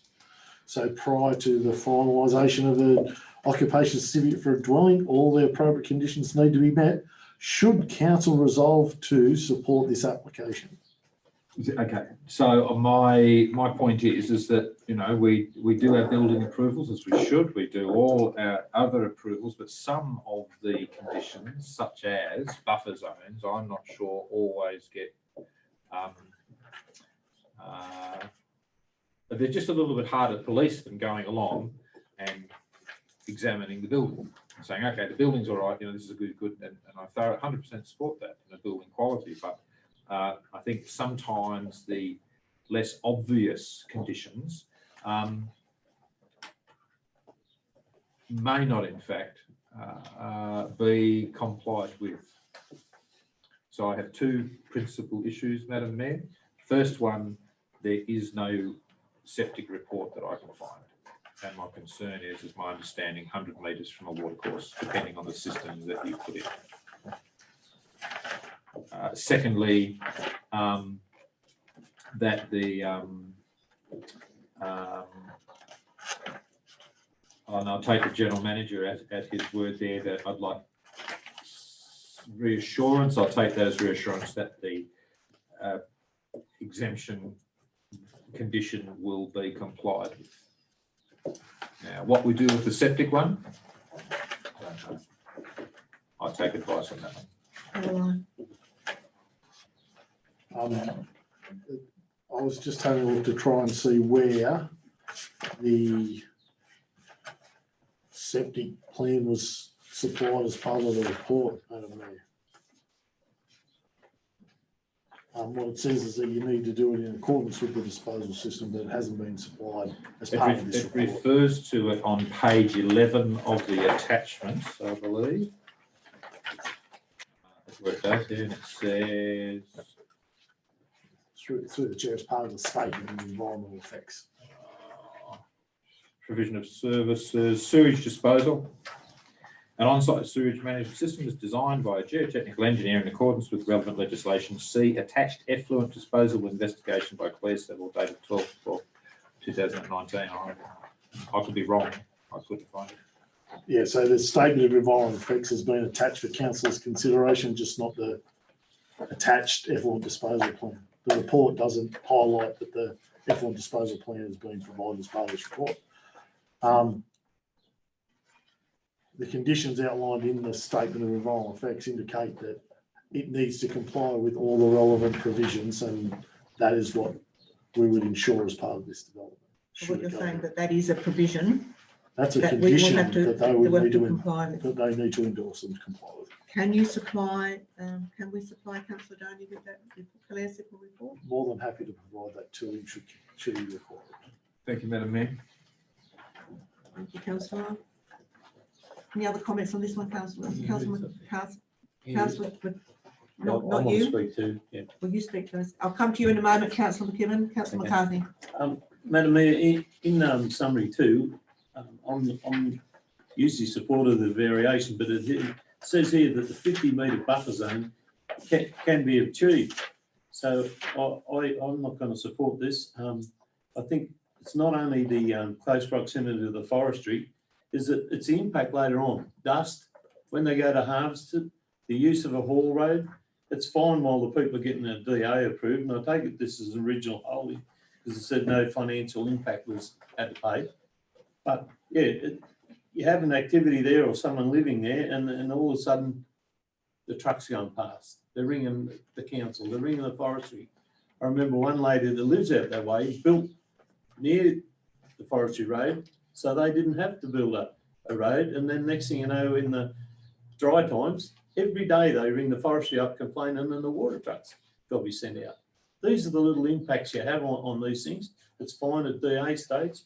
And the other thing I find the BAL or the fire requirement, if we're going to have a buffer put in there, it's going to be a tree buffer, then that's going to change the fire rating.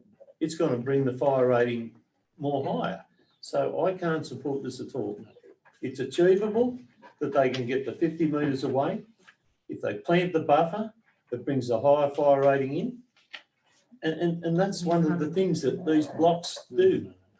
So anyway, I can't support it. I'll normally do a variation, but Just in terms of clarification, my understanding is the property's boundary to the forest is 57 metres. yes, The buffer, the BAL rating allows for an asset protection zone to 40 metres. Yep. So a buffer can be installed within 17 metres on the residential property, not affecting the BAL construction. nevertheless, it's a fire hazard that's got to be placed there to allow the construction of the house. And it says that in the report, the reason they want to put it there is to use the existing site. Looks like, is it the goat shed or is that they're going to combine it together? Yeah, they're going to build one and then put a glazed pathway. Between it. So whatever they're going to utilise isn't approved either, is it? But it's going to become a part of the house. Through So they'll they need have to make that provision through the Compliance. construction Yep. process. Should it be resolved by council? The main part is the buffer in the report on 61 said it can be achieved. That's correct. By And it can relocating be. the dwelling Well, the dwelling's not there yet. or the building, but that's what it says. Okay. I just want to note for council's consideration is that in this instance, with a buffer further than 40 metres away from the proposed residence, it can achieve the BAL requirements at 29. Councillor McKibben. Thank you, Madam Mayor. My concerns are similar, in fact, to Councillor McCarthy. No doubt the forestry requires a buffer for a certain reason. My concern is that this house is built and then they start complaining about noise. They start complaining about dust. It's like people who are given an allowance, given permission to build near an airport and then start turning around and complaining about the noise of planes. I'm assuming that the forestry has a buffer for a reason. And the reason is that they don't want in future complaints about noise, dust, disturbance to amenity of life, and all of these things emanating from this. And similarly, as Councillor McCarthy has said, the creation of a buffer, a reasonable buffer, is at least going to take 8 years to grow these trees to actually act as a buffer, by which case the time the forestry might have finished harvesting this small area. And it will increase the fire danger of the property. I know this is referring to another DA application, but for instance, would the parameters on page 91 from about halfway down apply to this block? Tree canopy cover, etc. Trees of maturity, lower limbs should be removed to a height of 2 metres, etc., etc. Can the general manager assure me that if we allow this development, these residents will not complain about dust or noise, noting that even if a buffer is planted, it's going to take at the very least 8 years to provide any protection? Because I can see these sorts of people, you know, things happening where, as I said, it's like buying a house under an airport and then complaining about noise. Through the chair, I'll take the comments as rhetorical because there's no way I'd give that guarantee, nor would anyone. Well, how can we then not observe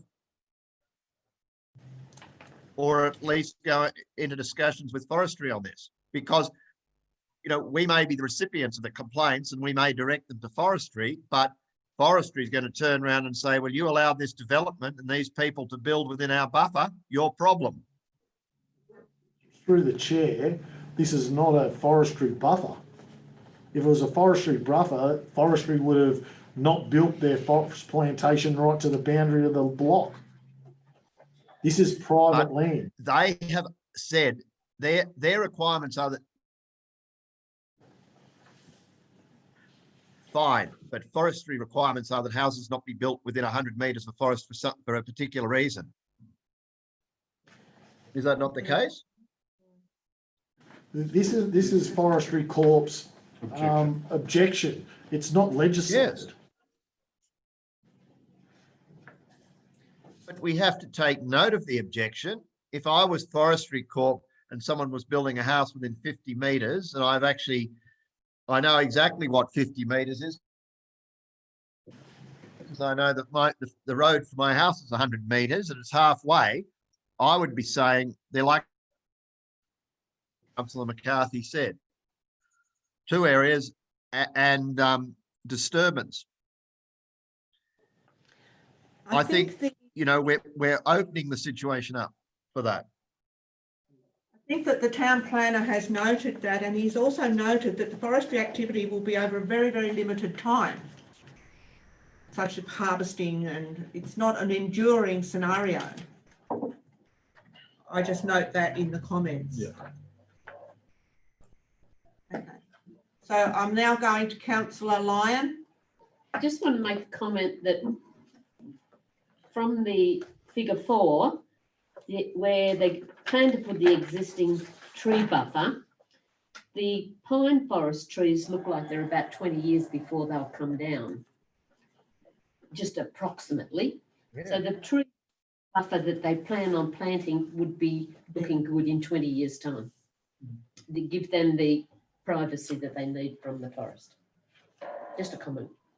Thank you, Councillor. Councillor Gibbons. Yes, I just support the motion. The forestry over the years have planted their pines right up against houses over the time. I don't think there's a problem here. It's not a high fire danger area, and as you say, it's only a small campaign to haul and the timber when they're there. We're very sure if it complies with all the rules, I'm happy to support the motion. Thank you, Councillor. So, okay, Councillor Kellam, do you want to write a reply here? It's been a lot of conversation. No, I stand by my original comments. Okay. We're done, councillors. I'm going to put the recommendation. Madam Mayor, I do have, there was the general managers to provide me There's clarification on Yeah, that. you said he would do that. Thank you. Yeah. Just check. Thank you. I'm going to put this recommendation, councillors. All in favour? Against? Councillor McKibben and Councillor McCarthy are against. Motion's carried. What? I actually voted for it, Madam Mayor. Oh, you're on I quite a voted delay. for it. Sorry, councillor. It seemed as if you were voting against it because of the delay and your situation there. My apologies. Could we get that picture? And it was Councillor McKibben is not against.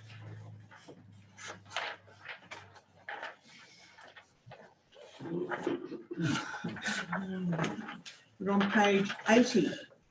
Item 1302, development application 10.2020.34.1, 2-lot subdivision. There's a recommendation there that council approve development application 10.2020.34.1 for a 2-lot subdivision at lot 159 in DP 757072, being known as Reserve Road, Black Springs, in accordance with section 4.16 of the Environmental Planning and Assessment Act 1979 and condition contained within the report for the following reasons. The subdivision is permissible as each allotment meets the minimum allotment size prescribed by the Oberon LEP Plan 2013. development is compliant with the Oberon DCP Plan 2001 and a variation to clause B 14.12.10 is considered acceptable in this instance, as there will be no unreasonable impact. That the subdivision is reasonable and in the context of the locality and is unlikely to result in significant loss of vegetation. Overall, it will be suitable for the development of a dwelling on lot 16 and the retention of the forestry depot on lot 15. That all relevant planning matters within the received submission can be suitably managed, primarily including the protection of vegetation. That the proposed building envelope has been examined by the environmental consultant and is not considered to be contaminated. 2, that a division be called in accordance with Section 375A of the Local Government Act 1993. Do I have a mover, please? Councillor Capel, and a seconder, please. Councillor Kellam, thank you. Councillor Capel, do you wish to speak to the recommendations? Yes, thank you, Madam Mayor. This proposal is fits in, as you said, read out there a while ago, fits with the village zone, fits within the scheme of the Black Springs village. Yeah, I can't see any reason at all why we should not support the proposal.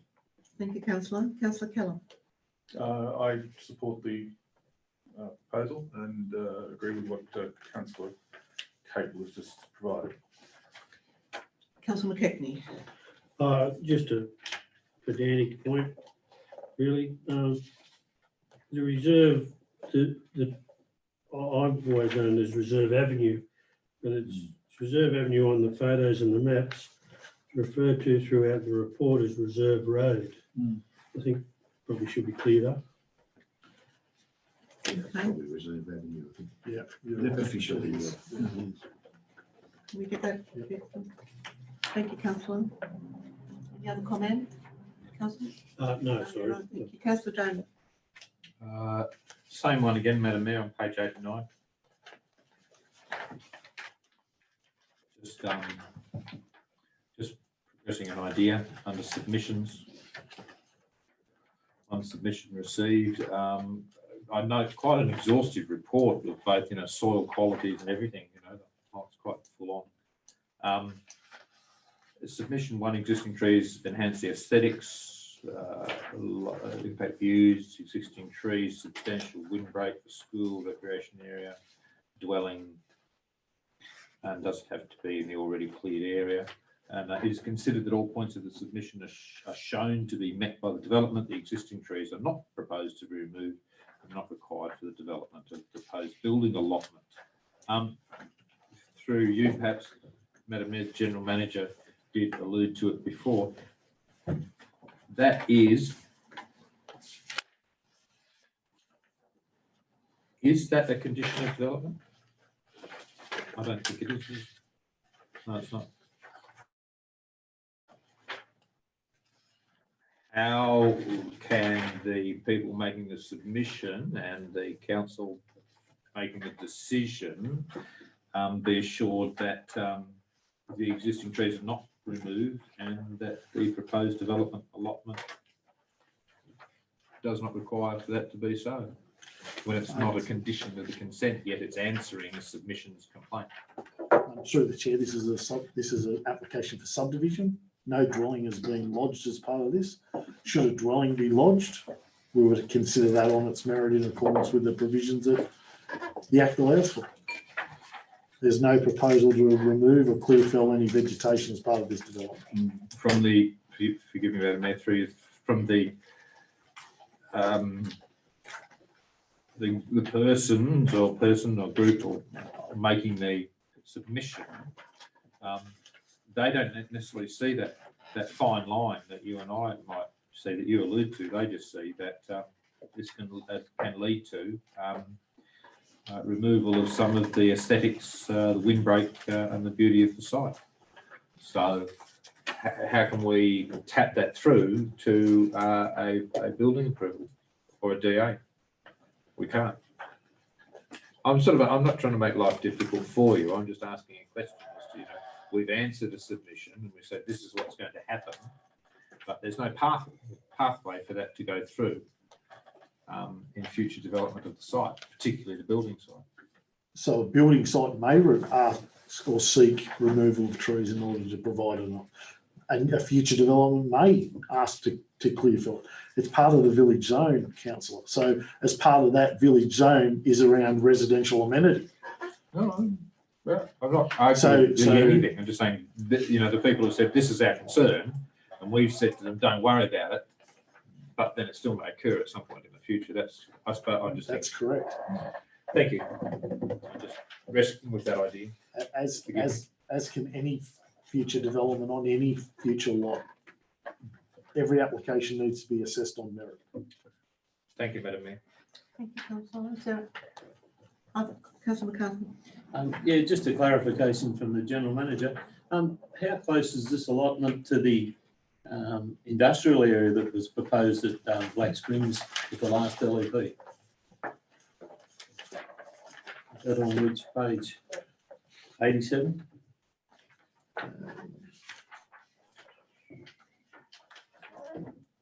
So through the chair. Wasn't there a proposal at that stage at the last LEP that there was to be industrial area at Black Springs? I thought there was.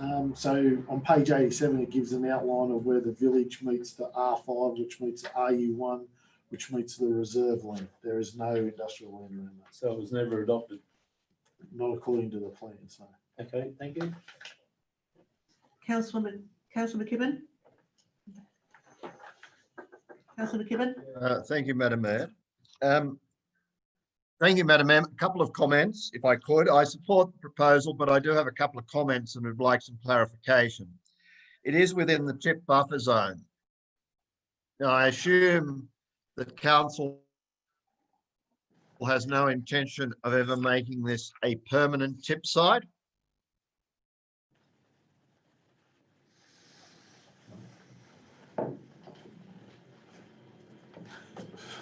Frozen, councillor. I'll answer that question while council is frozen. At this point in time, it's not my understanding, but that could change.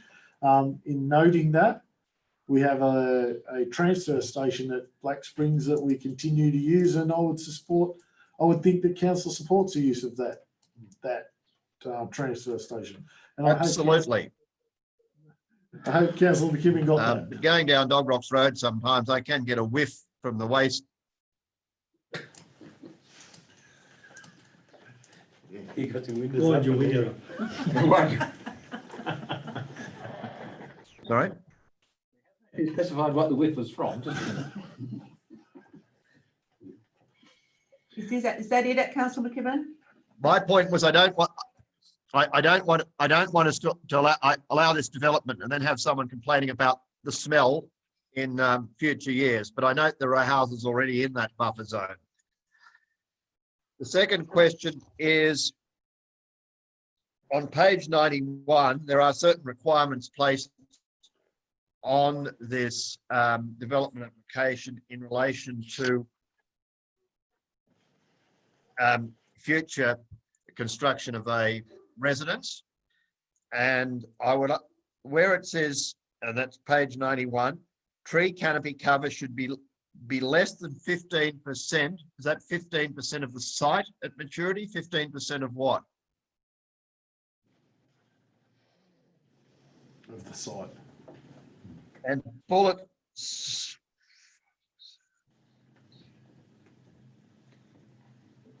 Did you hear that, Councillor McKibben? It's the site. I'm waiting for the next bullet. No, I didn't, Madam Mayor. The site. And of the site, fine. And bullet point 5, noting that many deciduous trees are less flammable than a number of evergreen trees, I'm surprised at green trees. A number of our conifers are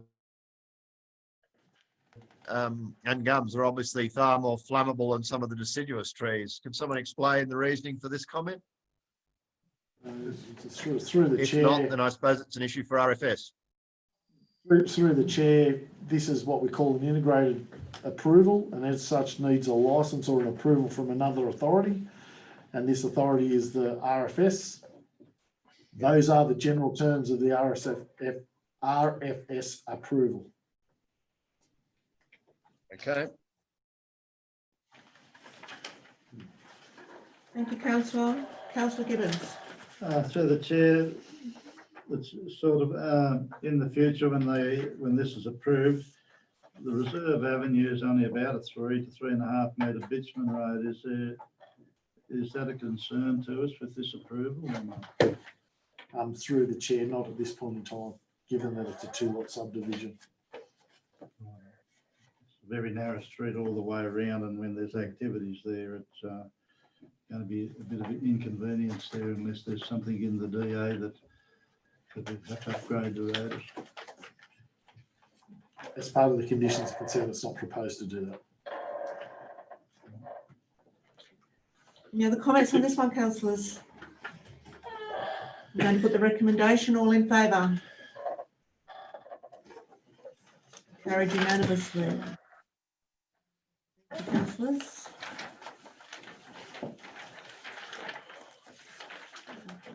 Page 95, item 1303, 2019-20 annual report. There's a recommendation that council receive the annual report for the year 30th of June 2020 as information. That council approve the upload of the annual report into Oberon Council's website by the 30th of November 2020, and that council notify the Office of Local Government that the annual report is on Oberon Council's website and provide a copy of the annual report to the Minister in accordance with S426(5) of the Local Government Act 1993. Do I have a mover? Councillor McCarthy, and a seconder, Councillor Doney. If you look at the annual report, councillors, before I call Councillor McCarthy to speak, in the message from the Mayor, you will see that the 356 donation program has the incorrect figure in it. That was last year's figure. That will be updated before this goes onto the website. And the other one's So 92,001. Sorry. And the actual figure is within the report, $92,129.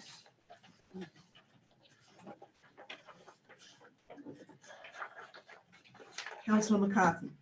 The report is just compliance, so speaks for itself. Thank you, Councillor Doney.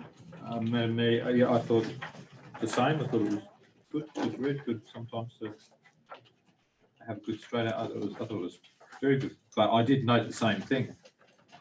But I actually thought your figure would have been right. Didn't we come out with a similar number? Yes, I do too. Through the chair, this is 1920, not 2021. Thank you. This is what I. Thank you. Any other comments? Councillor McKibben.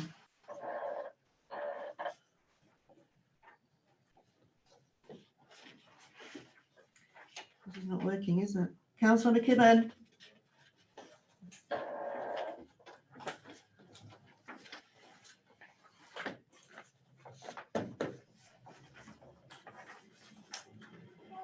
Can you hear me, Councillor McKibben?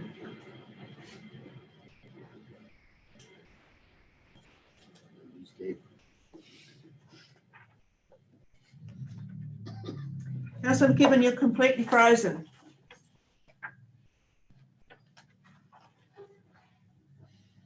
Can you hear me now? My concern is the same as Councillor Doney, Madam Mayor. I thought this year's figure was 113,000. Last year was 92 because we increased it by a large relative percentage. Through the chair, I'll answer the same as I answered Councillor Doney. This is a 1920 report. Next year, you will have that. Fine. Okay. Got you. Understand. Sorry, I didn't hear the answer. My mistake. No, we've added that. Any other questions or comments, councillors? Put the recommendation. All in favour? Carried unanimously, I'm assuming. Page 96, councillors, item 1304, design of underground power for town beautification. The recommendation is that council allocate 18,900 from unallocated town improvement funds to accept the quote from the Enercon Group to undertake the electrical design for Oberon Street from Raleigh to Dudley Streets. Can I have a mover, please? Councillor McCarthy, and a seconder, please. Councillor Lyon, thank you. Councillor McCarthy. Madam Mayor, we need this to be the first step if we're going to do the next stage of town beautification, so it just virtually speaks to itself. We have the figure there now that we need. How we fund it later on if this council decides to go ahead, but we need this part first. Thank you, councillor. Councillor Lyon. So I agree with that. Thank you to you and Mayor. The only comment was that there may be some need to look at some of the wires that are down there leading into the houses need replacing. Is that what it is, Councillor McCarthy? No, this is the stage first to get the design. Right. It's got to be accepted by the Essential Energy. Okay, thank you. That's all. Councillor Keller. Madam Mayor, I think we might need to adjust the figure that's there because the quote is $18,900 excluding GST. So we're going to have to allocate another 10%. The quote is on the second page with that report, halfway down, Enercon Group quotation for the correct design is 18,900 excluding CGST. I'm happy to defer to my corporate services director. My understanding is we don't utilise GST in this regard. Through the Mayor, that is correct. The amount will, in the end, will be reported as ex-GST. Okay. Thank you. Councillor McKibben.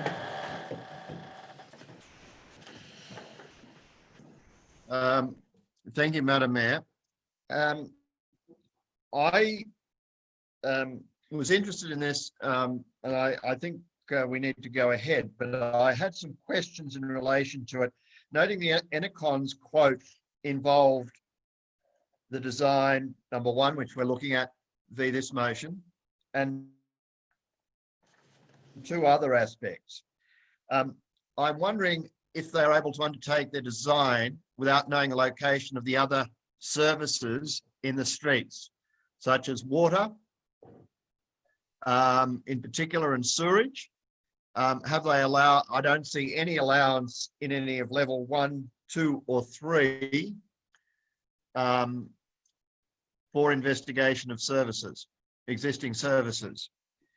And I'm uncertain in level 2 whether, because of what they've said about pillars in level 1 construction, are they saying when they talk about removal of ASC supplying 21 houses, is that anticipating underground or via the pillars they've talked about in level 1 construction? So I would have, and I'm surprised that they are able to give us the level 1 construction and level 2 service work quotes without actually having done the design and having it approved by Essential Energy. So number one is the design doesn't allow for investigation of other services. Is that a council cost? Because I also note in a number of the other areas that they're relying on us phases to do the trenching and to do the and to do a number of work site supervision, etc. You know, for Oberon Council, they're doing the supervision, but we have to do the physical works, a lot of it. Thank you. Did you hear me? Yes, I'm just going to get a response for you, councillors. Is it Chris? He's got his hand up. Or he's frozen too? Looks like Chris is frozen. So I'm happy to answer the question. At this point in time, the recommendation is simply to undertake the level 3 design and not undertake any of the construction or service works. We would need to do that separately, I would suspect, if we ever went down that path of doing that. It's going to consider all the things that you raised, Councillor McEwen. In regard to the services, I think on-site investigation and testing would cover what you're seeking, but I'm happy to be corrected by the technical services director if I'm mistaken in how I read that quote. But at this point in time, it's simply it's simply a process whereby we are looking at a design so as we are in a position to know what we need to do moving forward. Thank you. Councillor McKechnie. Yes, Madam Mayor, just maybe the clarification we need. In level 3 design, dot point 3, all relevant property searches, impact assessments and council notification. I think that would probably cover Telstra, water, sewerage, other services, curb and guttering and that. So, and then up the top in the scope it says remove the overhead low voltage installation and installation of underground low voltage. And again, they've mentioned that in level 2 service work. Construction of underground level 2 main. They've just used different terms. And then the removal of the ASC as the aerial supply cables. So I think Councillor McKibben's concerns are probably covered there, but we just maybe need a little bit more clarification around dot point 3 and level 3 design, just to confirm that that's what it does include. It's probably not expanded in the quote, but it would be in their specifications, I think. Other than that, I think it's a project well worth proceeding with.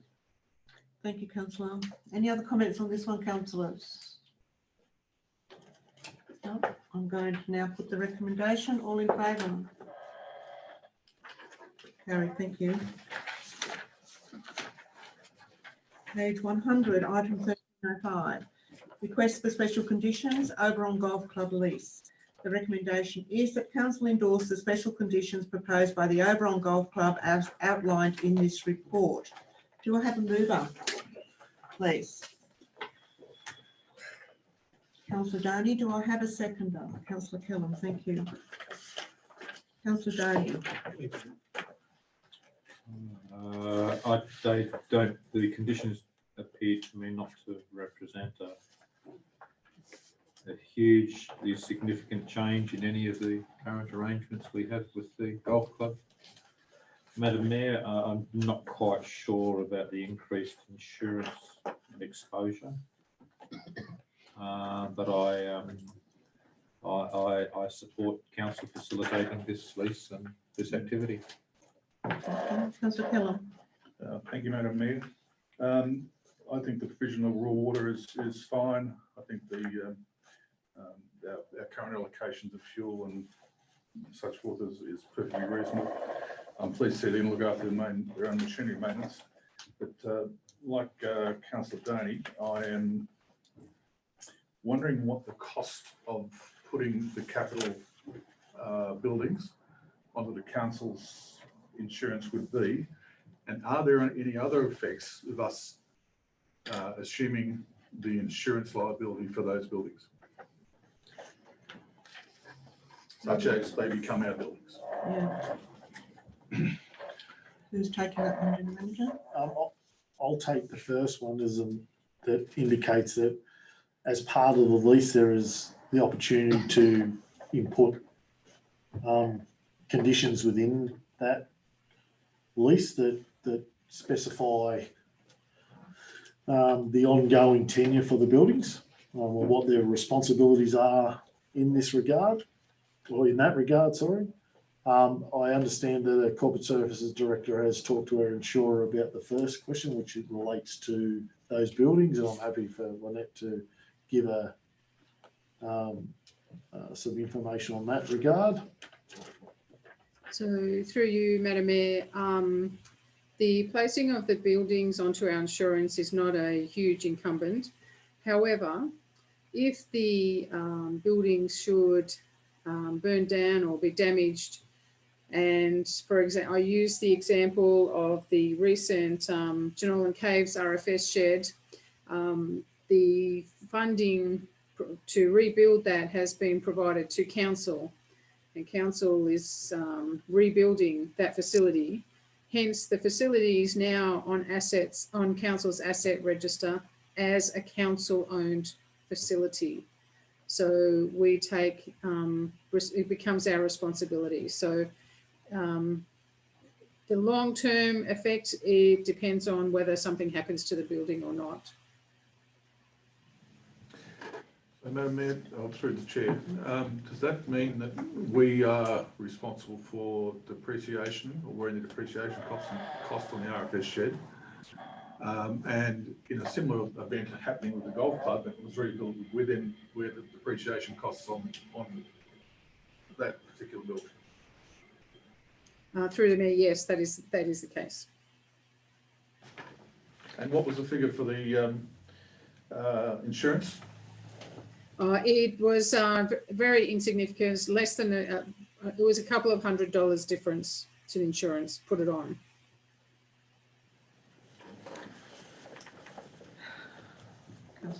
Councillor McKibben. Thank you, Madam Mayor.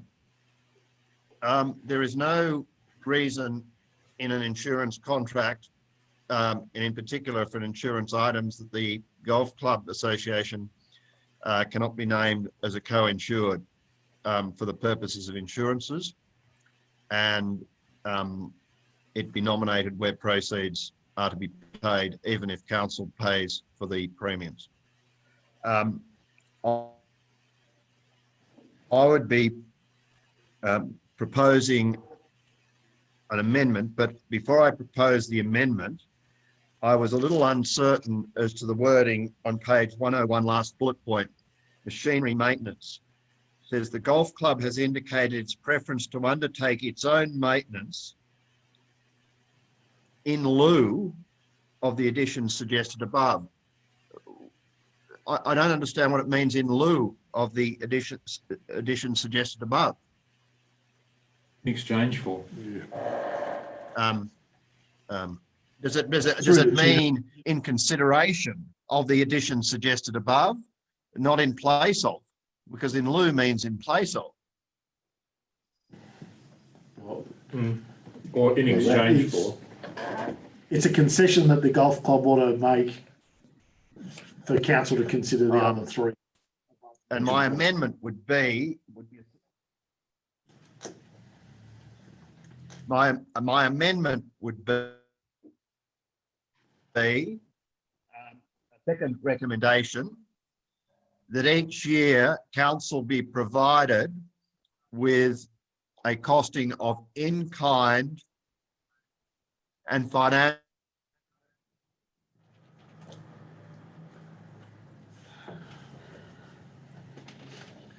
the special condition, the special conditions, those related to the special conditions under the lease. We need to know what it's costing us each year. Can you repeat that, please, Councillor McKibben? You're breaking up badly. I would be suggesting a second recommendation that each financial year the council be provided with a total cost of contributions, bracket, in-kind and financial, bracket, to the golf club. And those contributions would include to those named in the special conditions to the lease.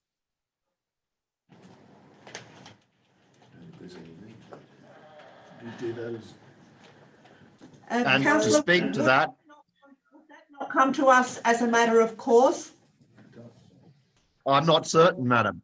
I don't know. I don't know that we see this as a one block each year. We see some of it used to come up as 355.6 contributions. I'm now not certain how we see it. And It's usually in the full line of 356. just for clarification, councillor, what would happen is if the council endorses these recommendations, they would form their own line item within our financials. So you will see them each year. Okay, but I'd like the sub-paragraph to say fuel's costing this much, insurance is costing us this much, provision of water is costing us this much, and that is similar. I just don't want a lump sum.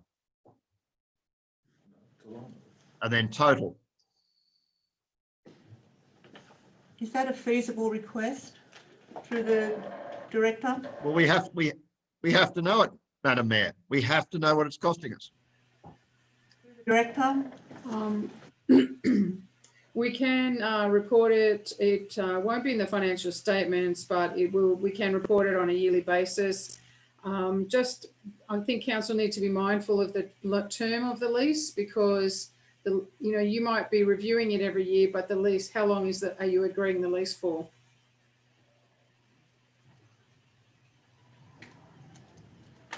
We still need to know it, Oh, totally agree. however long it goes for. Yep. We could create a report similar to the legal and consultants for the leases and provide that information, because we will be providing that sort of information for the other leases that we have at the moment. Yeah, I'm not saying it should be a separate standalone report. I'm quite happy for it to be included in the total financial packages we review or anything like that. Okay. But we just need to know what it is. Sure, not a problem at all. Okay, so the amendment now is reading, councillor. The council endorsed the special conditions proposed by the Oberon Golf Club as outlined in this report, and that each year council be provided with a total costing of contributions, bracket in kind and financial, the golf club and those conditions. I don't have it. I lost the last bit of it. Okay, so we need another word. Including but not limited to those referenced in the special conditions to the lease. Yeah. Hang on, I need to get this down so we all know what we're looking at, councillor. Invoice.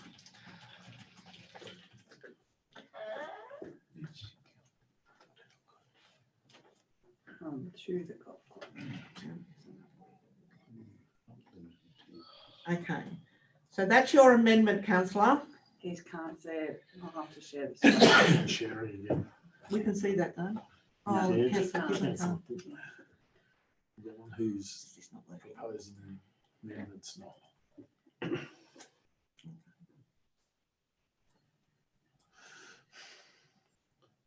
now we've lost Councillor McKibben. Can you read that, councillor McKibben, and is that your amendment?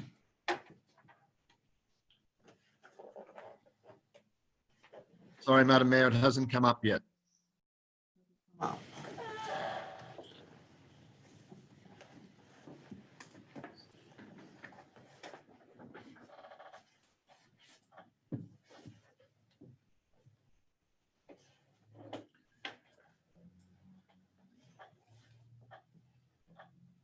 It's frozen again. Sorry?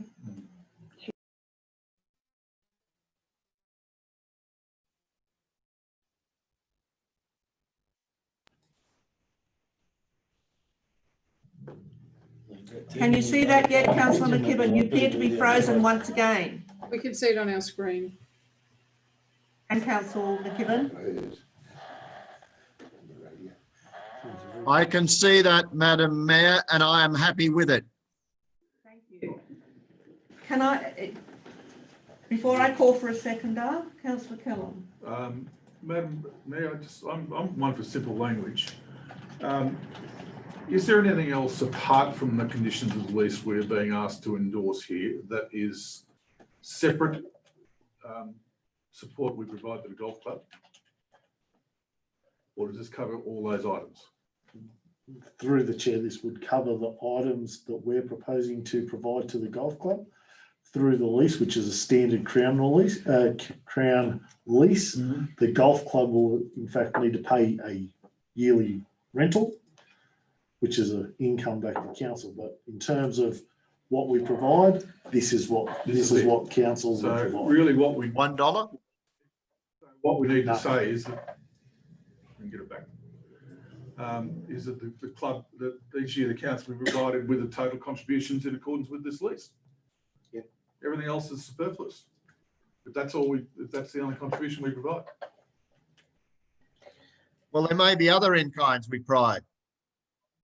We may provide others. We may, but at the moment, the provision is from the general manager is that's what it is. So I think we should. Well, I'd like to see what I'd like it, but like everything, I'd like to see what else we provide. You know, I think we need a total costings. Did you say that we don't provide anything? Councillor through the chair, what do you think that we provide? This is what we provide as part of the lease. This is all we are providing as part of this lease, councillor. And the golf club, the general manager just told us that they are the only in-kind and financial assistance provided to the golf club. And they are in accordance with the 356 that you provide to them generally each year. We find out what I'm just trying to get this so I can get a second so we can discuss it. I realise that, but I'm trying to put some input into the in-kind part as well, because I agree with Andrew. okay.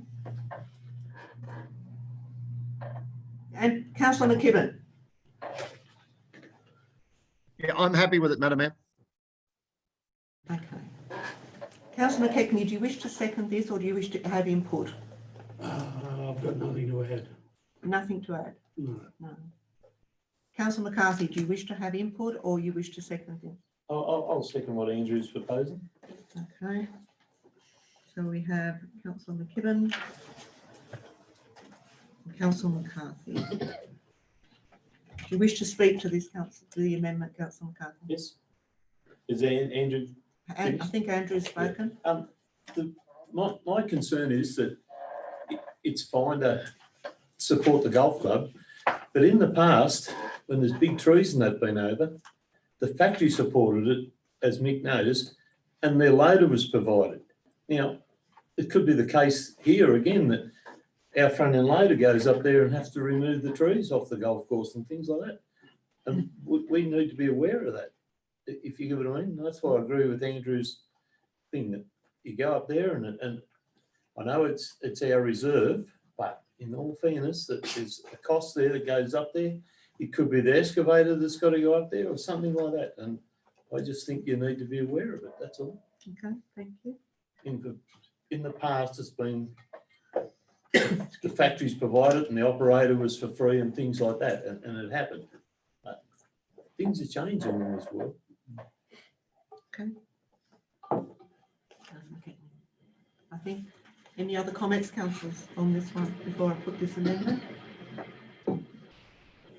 Okay, councillors, I'm putting this amendment that council endorse the special conditions proposed by the Oberon Golf Club as outlined in this report, that each year council be provided with a total costing of contributions in kind and financial to the golf club, including but not limited to those special conditions included in the lease.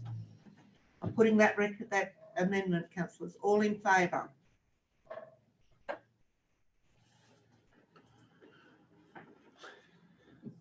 Okay, the amendment's carried unanimously. The amendment now becomes the motion. Excuse me. All in favour of the motion, councillors? Motion's carried. Thank you. We do it anyway. Excuse me.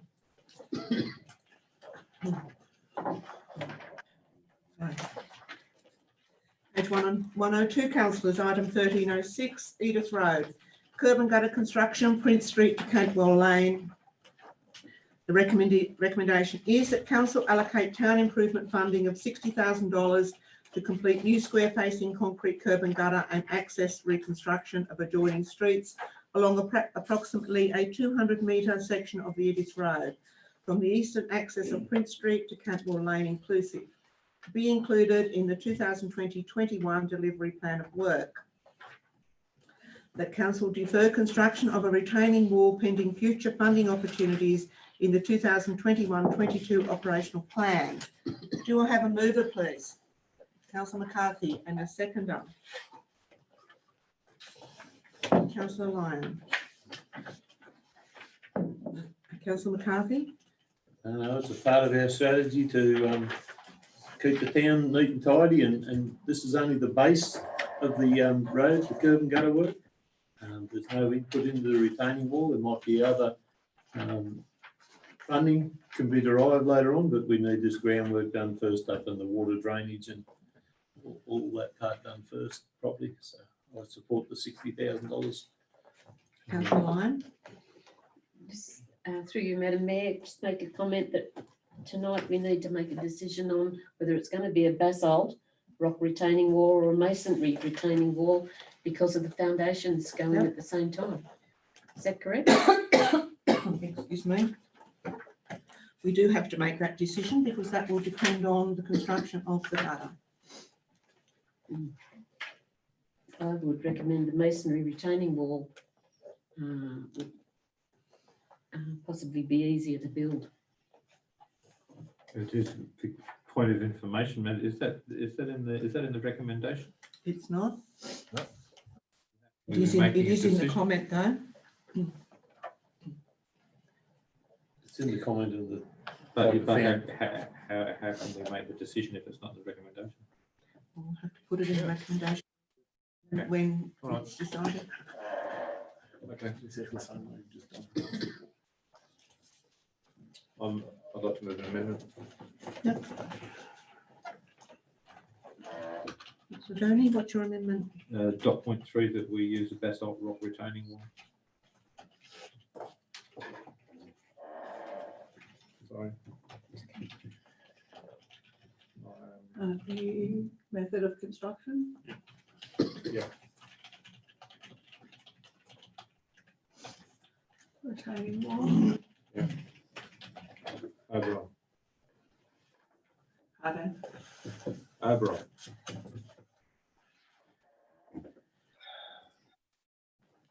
Do I speak to that? No, I don't know. Wait for a second.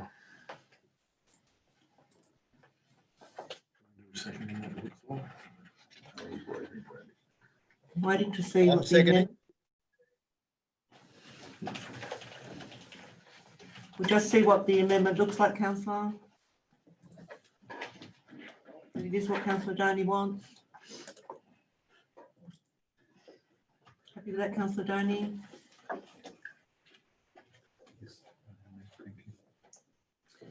Seconded by councillor McKibben. Do you wish to speak to the amendment, councillor Doney? I think in the long run,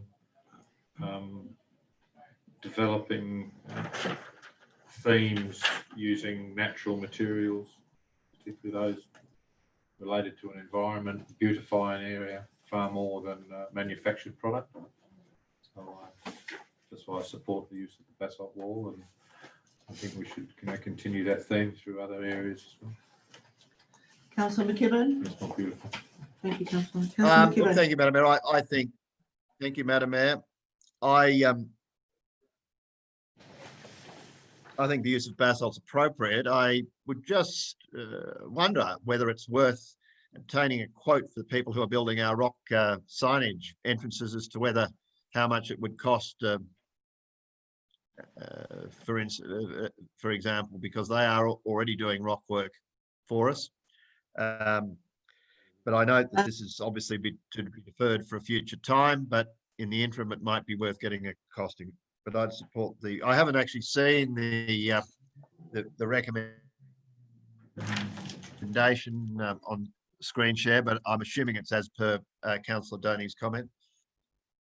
Yes, and just with an addition of part 3, that the method of construction be a basalt retaining wall. Councillor, any other comments on the amendment? Councillor Gibbons. Yeah, I'd just like to support the amendment, keep it in harmony with the rest of the cuttings in Oberon, all done by the basalt, and we've got stuff in the common that's got basalt rock there, so it will be dearer, of course, but that's the way to go. Yeah. Any other comments on this one, councillors? I too support the basalt wall in keeping with the rest of the town. I'm going to put the recommendation, the amendment, councillors, all in favour? Against? Councillor Lyon is against. The amendment's carried and becomes a motion. All in favour of the motion, councillors? Against? Councillor Lyon is against. The motion's carried. Thank you. Page 105, councillors, 1307. Oberon Common Master Plan Adoption. There's a recommendation there, councillors, that council acknowledge the community submissions received during the public exhibition of the Common Master Plan. That council include acknowledgement of all public artwork within the master plan, including memory walls, terrazzo tapestries and bullet flat artwork. That council meet with the Oberon Arts Council to consider ongoing proactive development of public artwork and projects within the Common. That council endorse the master plan for future prioritisation of projects within the Oberon Common. Do I have a mover, please, councillors? Councillor Capel, thank you. Councillor Lyon, thank you. Wish to speak to this, Councillor Capel? Thank you, Madam Mayor. There's been a lot of work over a fair period of time put into developing the master plan, and as you probably gather, I'm a good one. Yeah, I believe in having a plan for most things that we do. I think the development of the Common again has been probably a bit ad hoc over the years, and it's time now to pull it all together. I am pleased that we received a number of submissions, including the substantial one from the Arts Council, and part 3, the council meets with the Arts Council to consider involvement in the Common is a good one. I think we've all spent a lot of time on it, and yeah, I'm happy to move that the recommendation be accepted. Thank you, Councillor. Councillor Lyon. I'd just like to, through you, Madam Mayor, just acknowledge that this is great that we have a plan now. We can move through the plan, make priorities, possibly look for grants that we can complete the work, and the park will look great when it's finished. Thank you, Councillor Lyon. Any other comments on this one, councillors? I'm going to put the recommendation. All in favour? Carried. Thank you.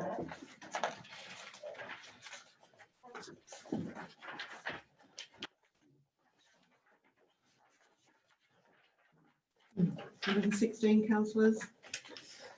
Page 30, item 1308, request for waiver of tip fees, Oberon Community Centre outlet. The recommendation is there that council provide $500 in kind to the Oberon Community Centre outlet to be used for the disposal of unwanted donated goods that are unsuitable for sale to be accepted at the Oberon tip. A mover, please, councillors. Councillor Lyon and Councillor Donny, thank you. Councillor Lyon. Through you, Madam Mayor, I'd like to approve this recommendation for the $500. I'm aware that there's a volunteer that takes anything that can be recycled out to the tip on a very regular basis. So this is just to remove the things that they can't get rid of. Yeah, thank you, Councillor. Councillor Donny. It's an admirable community service, Madam Mayor, and we should do what we can to support it. Any other comments on this one, councillors? Councillor McKibben. Thank you, Madam Mayor. Will this then be listed on our section 556 contributions as a yearly, or what? How will this be dealt with? through the chair, will be listed on our section 356 donations. So yes.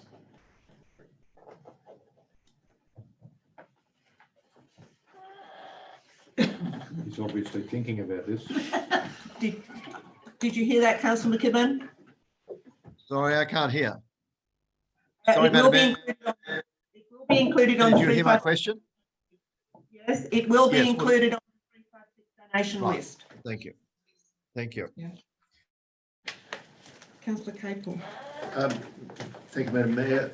I would just like an assurance that if the $500 in kind from the council is used up before the year is out, that we will be able to reconsider adding some more. It's not limited to the $500 for the year. Through the chair, the $500 in kind was simply a matter of, because this is going to be a cost associated with this, so it's a matter of just tracking that cost, and if it gets close to that, we can bring back something to the council to seek further endorsement should that occur. Thank you. Any other comments on this one, councillors? I'm going to put the recommendation. All in favour? Carried, thank you. Excuse me. 118. Oberon off-leash dog area. There's a recommendation there that council put on public exhibition the amphitheatre at the Oberon Dam land being described as Lot 2, DP 868216, for a period of 28 days as a proposed location for a dog off-leash area, with a further report to be provided to council for a decision. Do I have a mover, please? Councillor Gibbons, and a seconder, please. Councillor Tillman. Councillor Gibbons. Yeah, I support this recommendation. Speaks for itself through there, through all the benefits that it is down there. Wherever you put it, not everyone's going to be happy with it, but it's a great spot. It's fairly level and we'll be able to shed the water off there, easy to mow. And I just think it's a great location. We had our inspection there and the people that were on that inspection were very happy with where we've placed it. And I think, you know, the people with the smaller pups can load their pups into the vehicle and drive. If it's too far to walk, that's what they have to do everywhere else. So I support the recommendation. Thank you, Councillor. Public exhibition. Councillor Keller. Taken us a while to get here, but I think it's understating it a bit. But yeah, I support the recommendation with Councillor Gibbons' comments. Thank you. Any other input here, Councillor McCarthy? I just wonder whether the movement of second to consider the removal of the amphitheatre part of it and just being the lot DP, because it gives an indication that you're using the amphitheatre as a dog loose, where the actual amphitheatre is further down. Further down, yes. So I was just wondering whether the movement and seconder consider relabeling it as lot 2, part of lot 2, DP 8682116. Through the chair, I understand the concern. It was just put there to get a level of locality because it is such a big lot. So that's why it's there. So I realise that, but we've had the fruit fly circus and things like that down there, and someone will say, "Oh, it's already taken up with it." So can we remove that with the two mover and secondary? Councillor Gibbons and Councillor Keller. Yeah. And it's part thereof. Part thereof. The council put on public exhibition land described as part of lot 2. Land described as lot 2. No, as part of. As part of lot 2. The council put on public exhibition land as part of lot 2 at the Oberon Dam. Yep. Described, and we've got to take lot 2 out of there.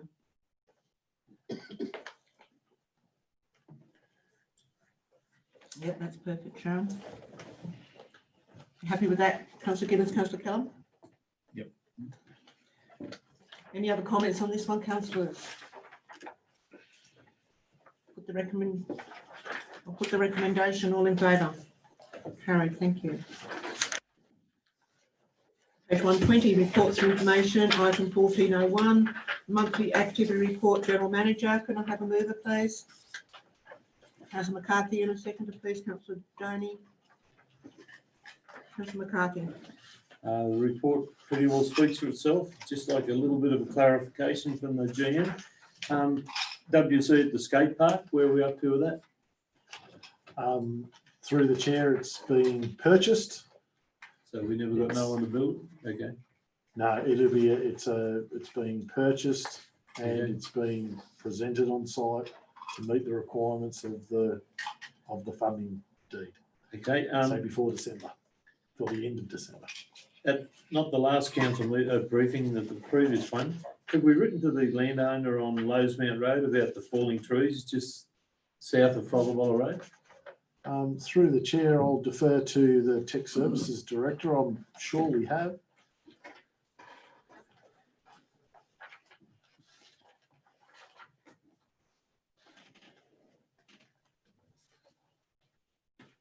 Sorry, Chris, you're muted. Thank Thanks, you. Thanks, Mr. General Manager. Yeah, look, I was seeking some more clarification on that particular landowner. We're still, a letter has not gone to him just yet, but look, I'm happy to take any more detail in terms of being able to contact that particular landowner to address that issue. Are you having difficulty contacting the landowner or finding the contact details, or? Yes, that's correct. Okay, and what's our present turnaround with DAs, our staff situation? Through the chair, there has been some delays given the numbers on deck at the moment. Okay. So there has been some delays, yes. Okay, thank you. You can see that. Thank you, Councillor. Councillor Doney. Thank you, Madam Mayor. Is the private leasing agreement for council-owned vehicles, is that public information at any point? Through the chair, each individual lease is not, no. It forms part of the contract in which people sign up to. Okay. And just on recruitment on 123, recruitment activity, I didn't know whether that meant successful recruitment activity or just activity. So through the chair, if you'd like, Please. I can run them through. The signs labour is being currently interviews. The receptionist admin assistant started 1 week ago. The library assistant has been filled. It's Jaden, isn't it? The animal control officer is currently in interview stage. The ganger rope maintenance is in interview stage, and the apprentice mechanical is gone out for expressions already. We're struggling with that one, aren't we? The apprentice mechanic. My understanding is there's a number of applications for the role. Well, all right, okay. I thought we've been advertising. How long have we been chasing an apprentice mechanic? No, through the chair, it's a matter of when you put the application out, and we decided to go when school was at a point in time where it finished, where there's that. Okay. So that seems to have attracted a number of interested parties. That would be good. And 126, 10th of November, Ellery, Cry, Makika and the Blue Echo Homes re-energy efficient passive housing estate opportunity. Sounds pretty good. Could you give us a little bit more information on that? So through the chair, we met with a potential developer who's looking to do an eco-friendly passive housing estate in and around the local government area. That group was looking for basically council support in the project per se. However, it will revolve around the rezoning of current land to accommodate such an activity. So right, At this point in time, it's purely seeking council's support in that type of design, and they will need to go through the right process regardless. Land that is currently zoned as what? Rural. No, rural. RU1. No, you won't. They are beautiful homes. Edith, there's a lot of this stuff. Anything else? No, thank you very much. I'm more scared than I've been all night. Councillor McKibben. Thank you, Madam Mayor.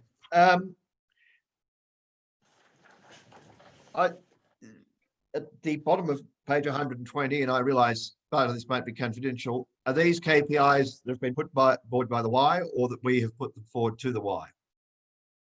Through the chair, they're a combination of both. Right, thank you. Page 121, second bullet point, a third of the way down on the WSH committee. Sorry, bullet point 1 actually. I was surprised that council does not have a risk register to capture and track WH&S risks or other risks. Is this right? We have never had one? Through the chair, no, we're just looking to put a improved register together. Okay, well, the way this is worded, it implies there has never been one. Through the chair, I can confirm that that is not the case. It's looking at developing a council-wide risk management portfolio. And apologies if it reads that way to you. I also note that the council's having a Christmas party. A number of other organisations at the time determined not to, but I think it's applaudable that we are having one. That is on the bottom of page 122 under B, Consultative Committee. So the Consultative Committee's agreed to a Christmas party, which is good. They're the only issues I had, Madam Mayor. Thank you, Councillor. Any other questions or queries on this one, councillors? Recommendation, all in favour? Carried, thank you. Page 127, item 1402, monthly activity report, planning and development. The recommendation is there that the report item 1402 is received as information. Can I have a mover, please? Can I have a mover, please? Councillor McCarthy and Councillor Claypool. Councillor McCarthy. The report firstly speaks for itself, except for the independent living units. Have we got someone ready to move in, or I noticed today a trade vehicle still working there? So through the chair, yes, absolutely. We've got people ready to move in. I think our corporate services director will endorse that comment by her hair being pulled out. We are currently in the process of trying to finalise the development with the contractor to make sure all the conditions have been met by the requirements of the contract. Once that has occurred, I'll prepare a closing out report to council outlining the way the project has progressed. So the carports?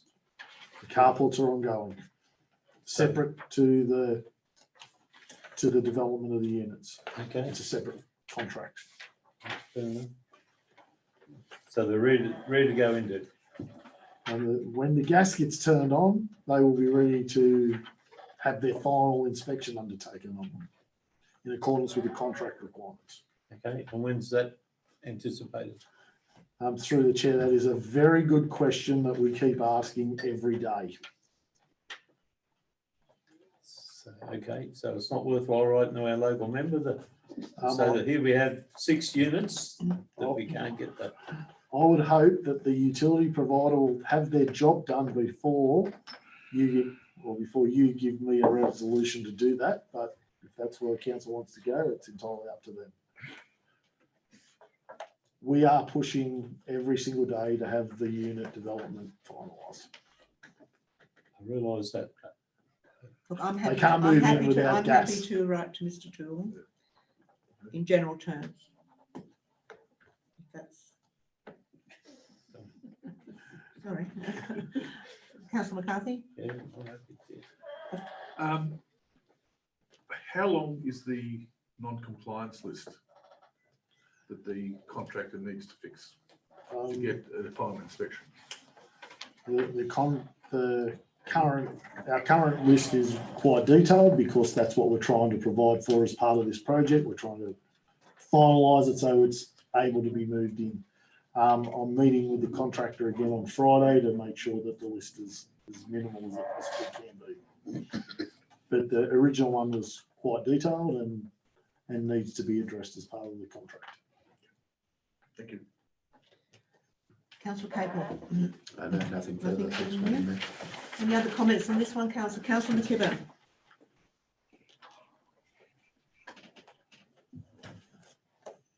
Councillor McKibben. Thank you, Madam Mayor. Midway down page 127, this issue of roaming dogs, is that in the same area where the previous ones have been, or is this a new issue completely, or issues completely? Through the chair, they are ongoing issues that relate to a number of parties, but the one that you are talking of is one of those continual incidents that we keep trying to resolve. Okay, and on the issue above, have we got any idea when this is likely to be resolved about this vehicle in the residential area? I note the comments there, but I think it's more than the vehicle, isn't it? It's been going on for some time. No, it's purely a trailer at this point in time. Yeah. That we're looking to remove. So is that likely to be by December or March or when? Where the chair would like it to have been done already. But so when do we envisage it being fixed one way or the other? It's going through the process now. So we still could be here in March with it. Without going through any potential actions that council has, I would suggest that my initial comment stands. Is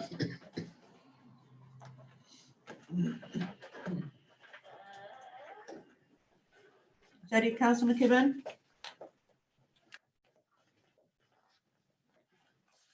That is, Madam Mayor.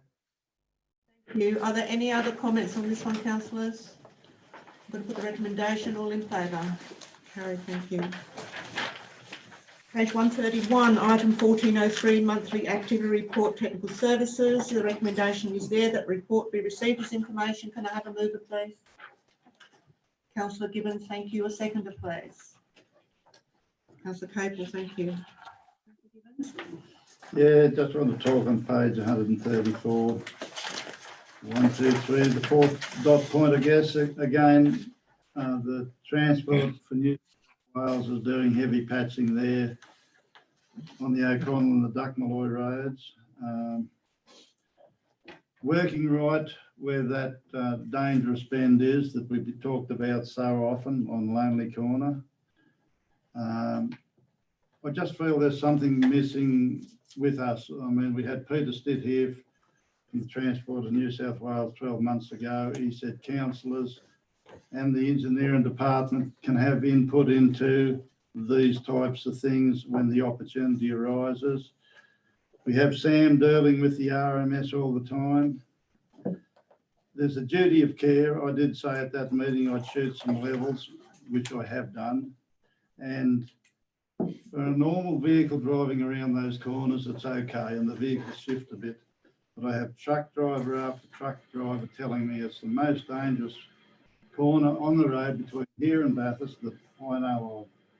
And anyone that knows anything about road design, it starts at 8% at the start of the curve. It goes to 12%. That gets the truck right up, ready for the curve. It drops down to 5% in the crucial spot. And they're there today, and they've hot mixed that way, and they've hot mixed that way. There's some reason we have to have some input into this and to make sure this curve's done. They talk about reactive. We've had 2 semi-trailers go over there, bad smashes. They tell us you've got to have a fatality. Is that what we want? Are we proactive or are we reactive? Are we going to wait till people have lost their loads there? The loads shift. The truck driver in the prime mover doesn't even know. You got a loads 4 metres high. Your semi-trailer's going before you even know it, and it's too late, and it crashes. If these people at the RMS can't understand some details of what's going on there, the corner's rough enough without repairs, and it's a shocking corner that was sort of built to suit a little entrance driveway, so the super elevation was flattened out on it. We're going to have more accidents there. Be proactive and reactive. Probably we should have $10,000 to give them and get the thing fixed. They do all these in a long section. They can do them in 200 metres. I'd rather do 10 metres there. They don't understand the cost that is. All the machinery's there. And we have our tailbox talks on the council. We identify places or risks that's going to happen. And here we are allowing the RMS, so I don't know whether we write a letter to Paul Toole or we get people down there and meet with them and explain that this is a dangerous corner for the heavy transport, not so much for big cars. So that's what I've got to say about it. I'm disappointed that we could not have had a meeting with them, known that they were right there and fixed this problem up. I mean, they've had people there at some stage, I think, and through some levels, but they've missed the critical points in the curve, and it's just throwing trucks over. And they all cut the corners because they know what the outside, the high side is like. And I just think we've got to be very strong with this, whether Paul Toole is the regional man and the roads man, whether we got to get in there and try and get something happening there before we lose another great truck, because next time it might be a fatality. So I think through the engineering, and I don't know the best way to go about it, but the figures are saying how dangerous it is. And they say we've got to spend money on the Newell Highway. The Newell Highway is a fairly straight road. We've got hills and mountains and bends everywhere. So we have to highlight this, not sure of the best way. Load him into a truck. Load him into a truck and take a drive. I think it'd be a good idea. Thanks, fellas. You want to respond? We have raised this. Yeah. We've raised this at our last meeting we had with the RMS just a week or two ago. I know, and they've said absolutely no that road. And Mr. Toole is very well aware of this, I can tell you. And I've got no issue rewriting to Mr. Toole, but we've been told definitively by the Transport for New South Wales there is no money for that corner. They're not going to look at it. There's no crash history. All of the usual things that you know, Councillor Gibbons. I'm more than happy to write again to Minister Toole, but we have no authority over Transport for New South Wales. We can only lobby and advocate. Well, we have to do a design of the curve and send 2 of them as well, because if they know roads and designed and building roads and know how dangerous it is, that bend on any other highway. I understand. I completely understand where you're Well, do we do it ourselves? Do we do it ourselves? We've got millions. Do we have the authority to do work on RMS roads without their permission? Well, they did say we could do that one at Mayfield Gardens if we wanted to widen a band-aid job. He said it right here at the meeting 12 months ago. He said there might be some scope to widen that verge. He more or less said it'll be too dear to do it to a standard, but you can do a band-aid job and it will make it safer. I'm more than happy to write to Minister Toole expressing our disbelief that nothing's being done there and our frustration. I'm more than happy to do that. Madam Mayor, in that letter, would you be using the points that Councillor Gibbons more than happy to collaborate with Councillor Gibbons. Has expressed? I'm more than happy to do that.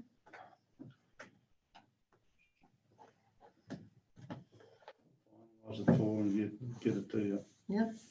Madam Mayor, I think as of yesterday, the RMS were out there marking the road, and our own staff are out there marking it today on the O'Connell Road. They've completed it.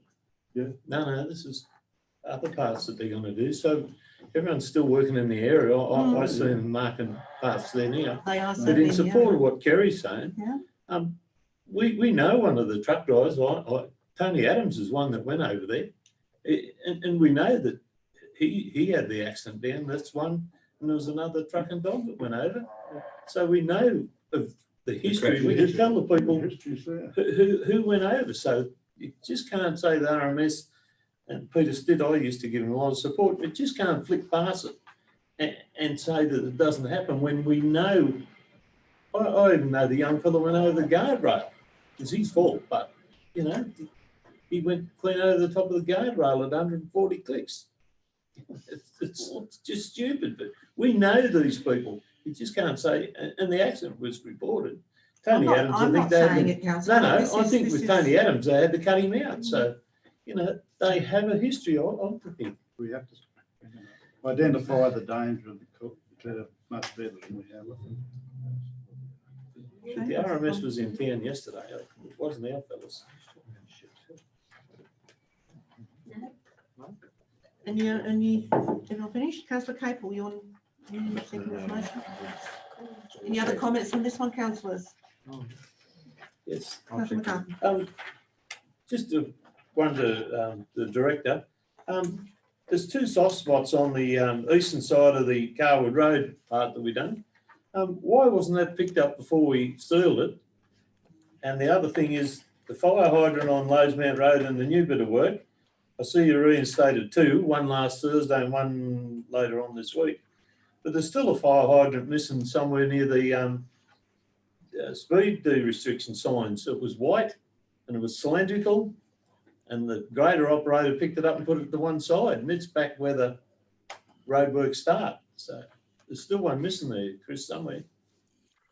Yeah, through the chair, in answer to your question for Carwood Road, yeah, there certainly was a soft spot on the bottom end toward the end of the work, or the western end of the eastern work.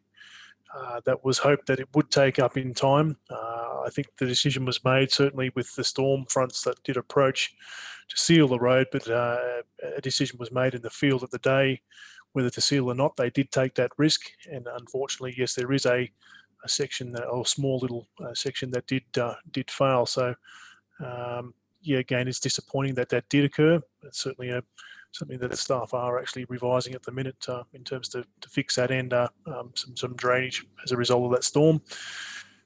In second to the hydrant and the infrastructure on the Lowe's Road section, yes, there was the components have been replaced to the road surface now in terms of lifted, but I will take on board that comment regarding additional infrastructure that hasn't been risen to the surface. I also note that needs to be sealed up as soon as possible, also to prevent any water damage to the pavement. So I'll take that on board, Councillor McCarthy.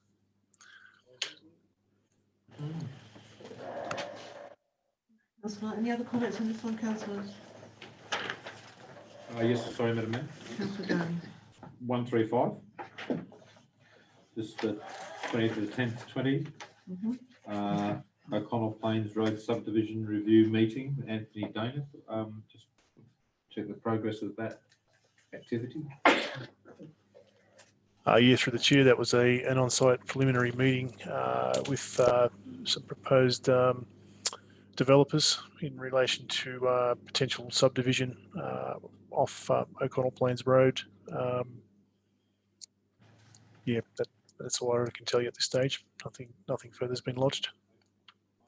It was on relating to an approved subdivision, but it wasn't. Yeah, through the chair, again, it's not an approved subdivision. It's just some inquiry in relation to what may be considered, appropriate in terms of accesses, site distances, and visions, and alike for a potential subdivision. Information again hasn't been submitted at this stage. Thank you, councillor. There's no other questions. I'm going to put that recommendation. Councillors, all in favour? Carried. Thank you. Page 136, item 1404, monthly activity report, corporate services. There's a recommendation there, councillors, that the report is received as information. Can I have a mover, please? Councillor Donnie, a seconder, please. Councillor Capel, thank you. Councillor Donnie.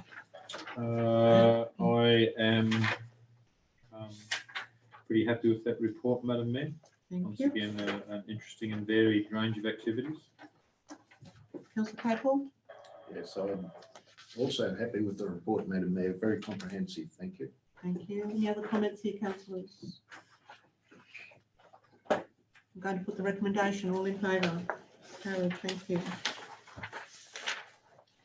Page 141, item 1405, statement of investments. The recommendation is that council receive the reporter's information. A mover, please, councillors.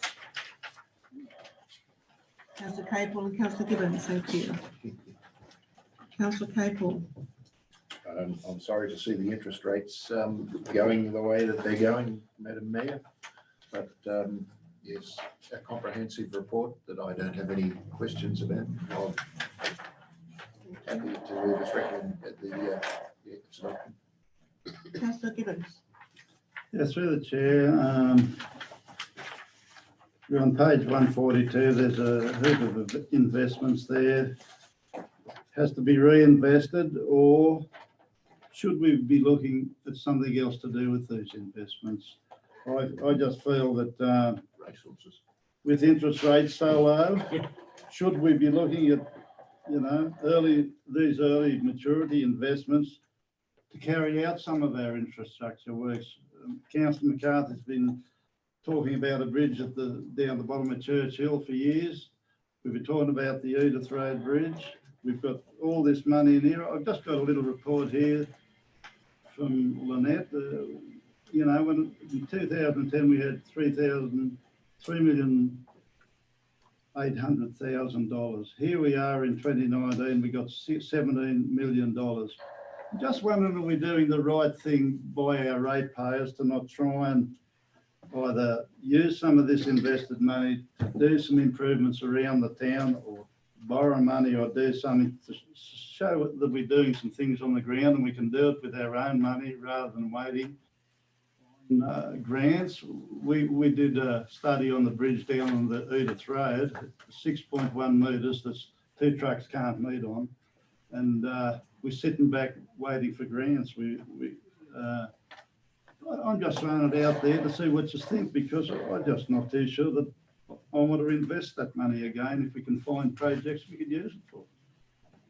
There's a lot of money there, or do we borrow money? It's cheap, but we've got to show the ratepayers that we're not only here as a bank, that we can do some major things that we see on the infrastructure. That's a real problem. We haven't got it back on our grandstand over the rec ground. There's stacks of things around town. We maybe should be spending some money. What matters if we run at a loss if we're doing things for a year and justify what you're doing? That's my win. Any response Just to that? after comments. No, it's just after comments. It's, Well, my comment is based on 2010 and 2020 to say there's $14 million that councils invested appropriately. I think that's a good thing. The second thing is that I would be pretty sure that my corporate services director says a majority of that money has been allocated or earmarked or restricted in some purpose where you can do the very thing that you're asking to do. My final point would be is that I will continue to try through my staff to source as many grants as we possibly can, because if someone else can pay for it to our benefit, I'm willing to go down that path. If it means we have to wait in order to do that, I am all on board for that sort of stuff. One of our benchmarks we won't meet this year, that I'm quite happy not to meet this year, in terms of own source revenue, because of the amount of grant funding we have secured in the past few years. Yeah, so these are the things that we continue to do. Take your point, but we're trying to do them in a way that secures council's longevity, which is what we're trying to achieve. Lynette, you want to add to that? Yes, through the chair, I would say the same, that you can't look at the investments on their own. You have to look at them in comparison with the restricted funds, because they are restricted for projects. You know, it's not like we're just saving up money and hoping, you know, one day till we get to the magic mark and then we'll do some work. That they are restricted. you. Take your comments though, Councillor Gibbons. Councillor Doney. Madam Mayor, Councillor Gibbons and I are on the same wavelength on that one. I think everything that's been said fits our situation. It is great to have the reserves. It is even better as my beloved find out with a credit card to use somebody else's money if you can. Unfortunately, with credit cards, you've got to pay it back. With grants, sometimes you get it, and I think grant funding has just been outstanding. But when I saw this myself, you know, the old idea of putting it in the bank, it's not going to happen. The only two assets that are really going to rise at the moment as the world washes with money is shares and real estate.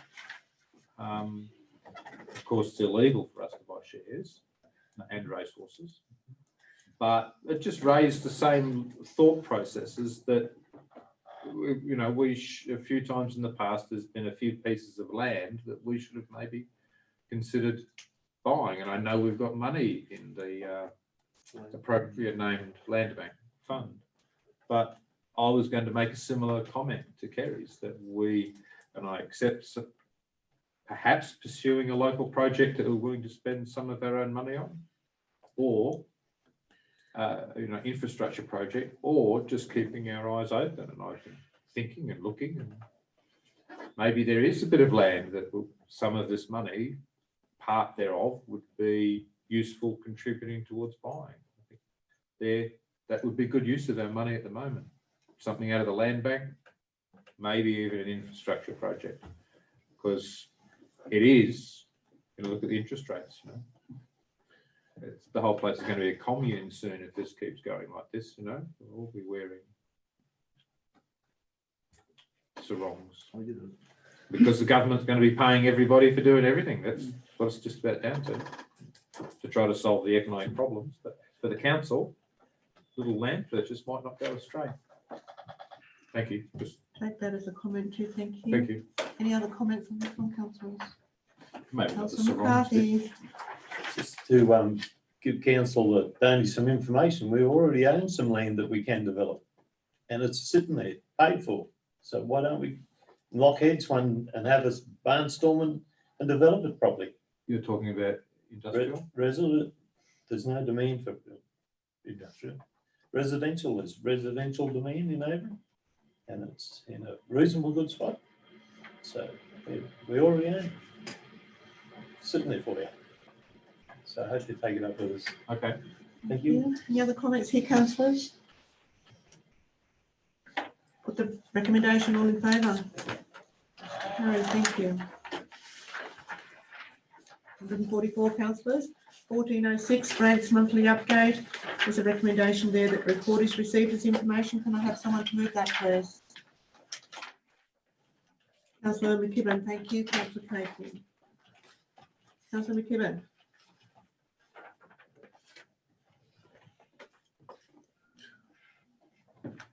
Councillor McKibben.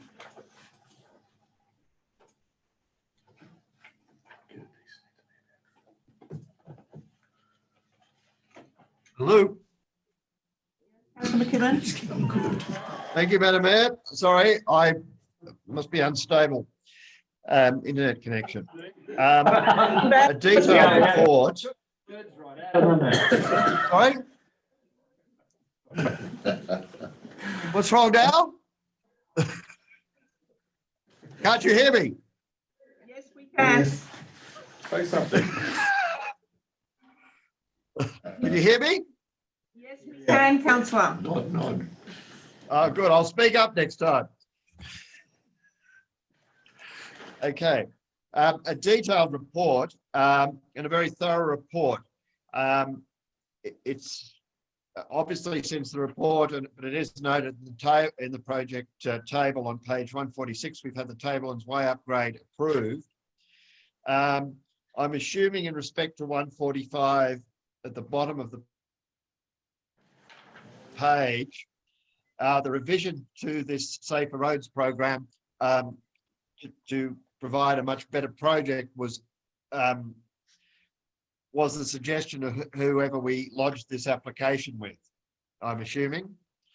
And we've obviously revised it on that basis. On page 147, I note that Burrica Community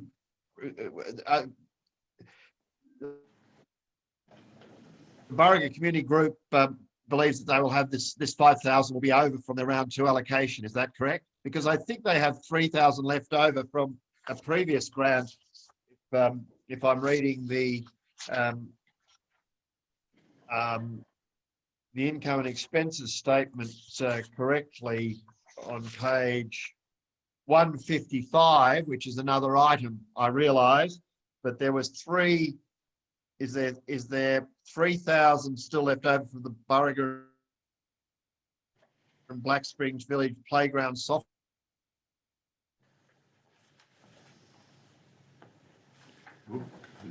Through the chair, that's what the report does say. I'm not sure whether that is left over or still to be finalised.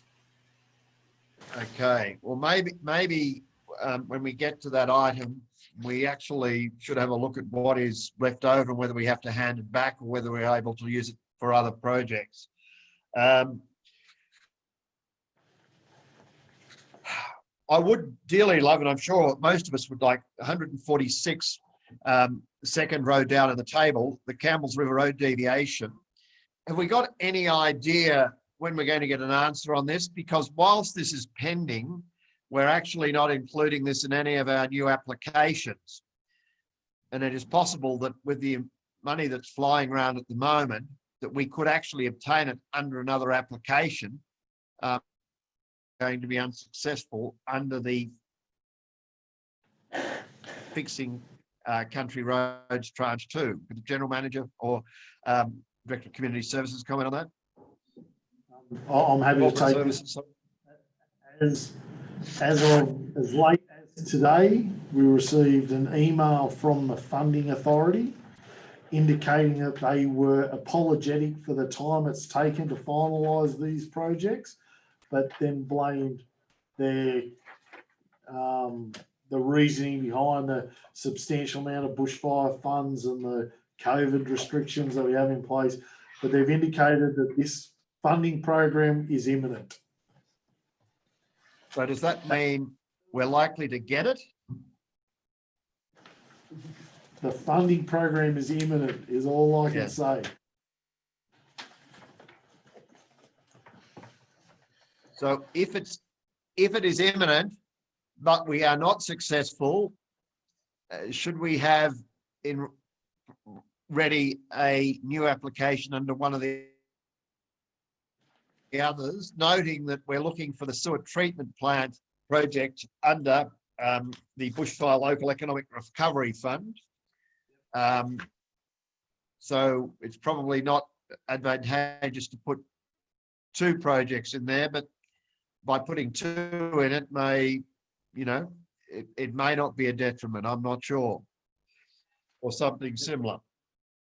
The beauty of this project is it's project ready. So if it fails in one, it doesn't take too much to load it to be ready for another. My concern is that at some stage the funding may dry up. We're awash with grants at the moment, but is that going to continue?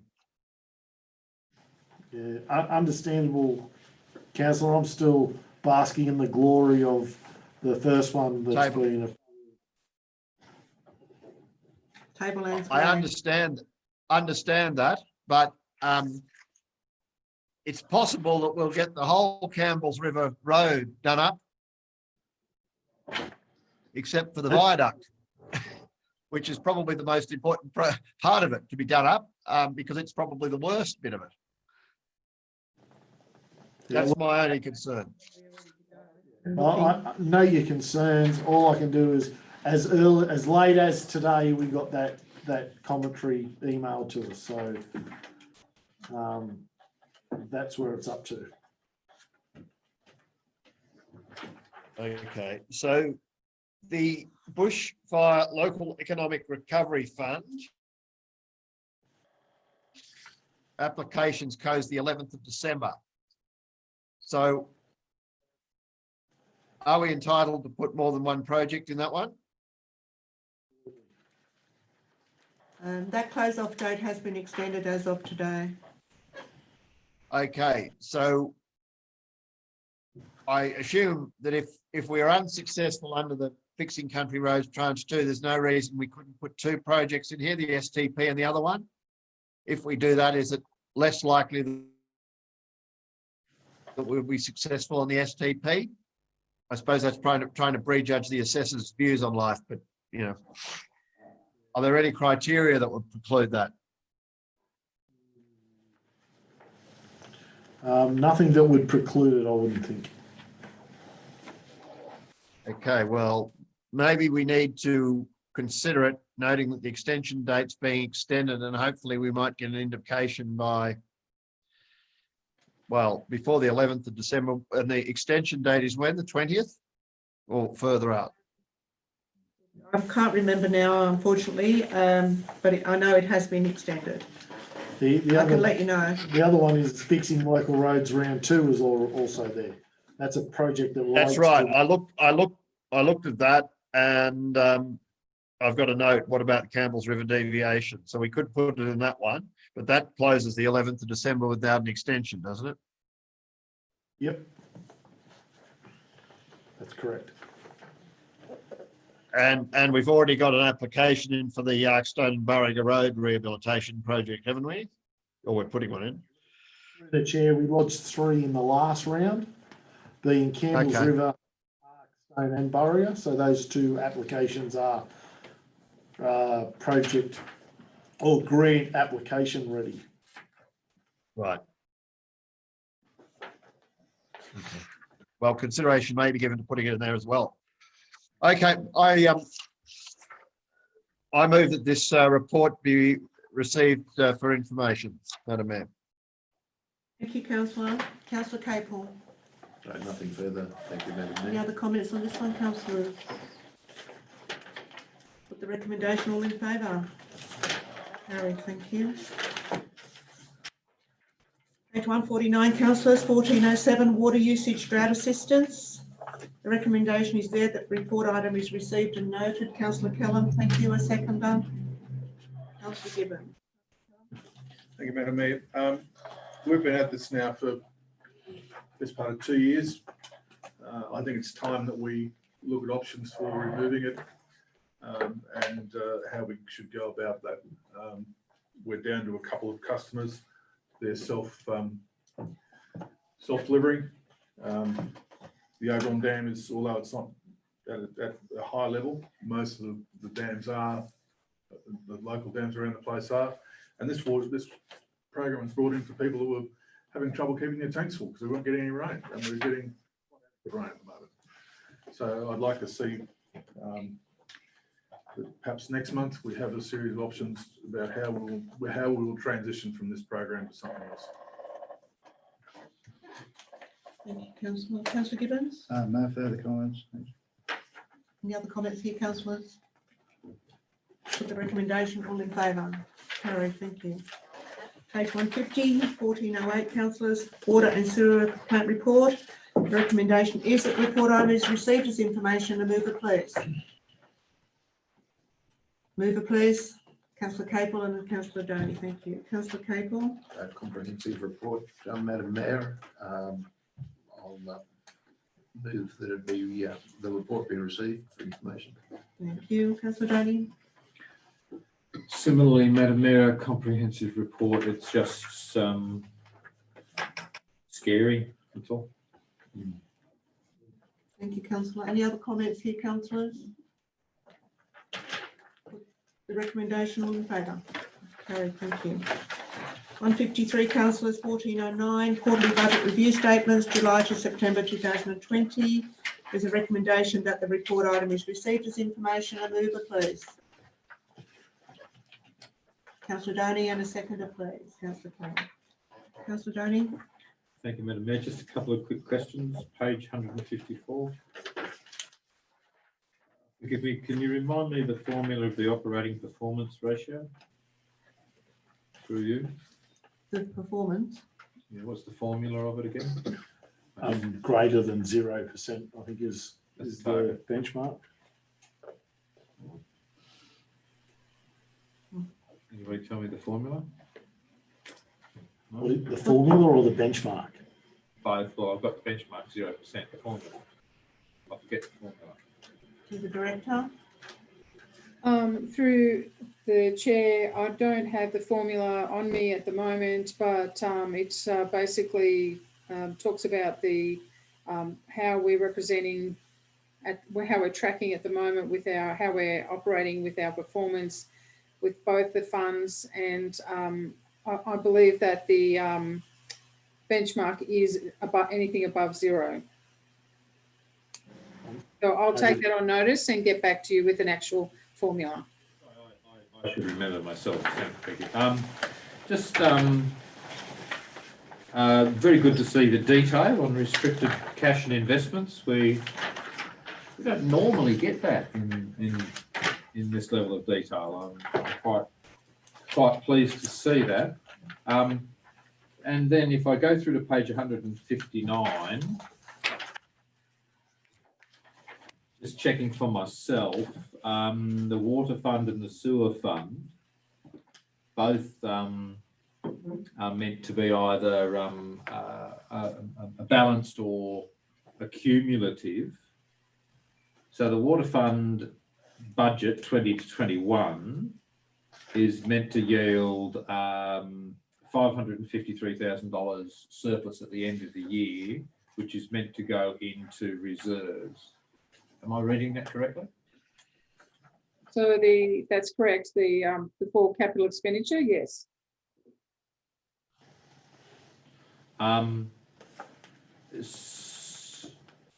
So that's before capital expenditure. So if I keep going down, you're saying that the water fund at the end of the year will then take 900,000 of capital expenditure, will draw down 355,000 from reserves. So reserves will actually go down over that budgeted year? That's the forecast, yes. And sewer fund, same thing, we're going to draw down those reserves.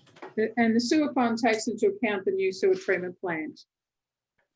Okay, I assumed that was the case. All right, thank you, Madam Mayor. They were my If I could comment through the Mayor, the restricted funds are actually included on the quarterly budget review. They have been for about the last 18 months. The ones I'm commenting on page 155. Yeah, they're normally in a table on their own. Forgive me, must be a different presentation. It's slightly different, yes. Councillor Keller.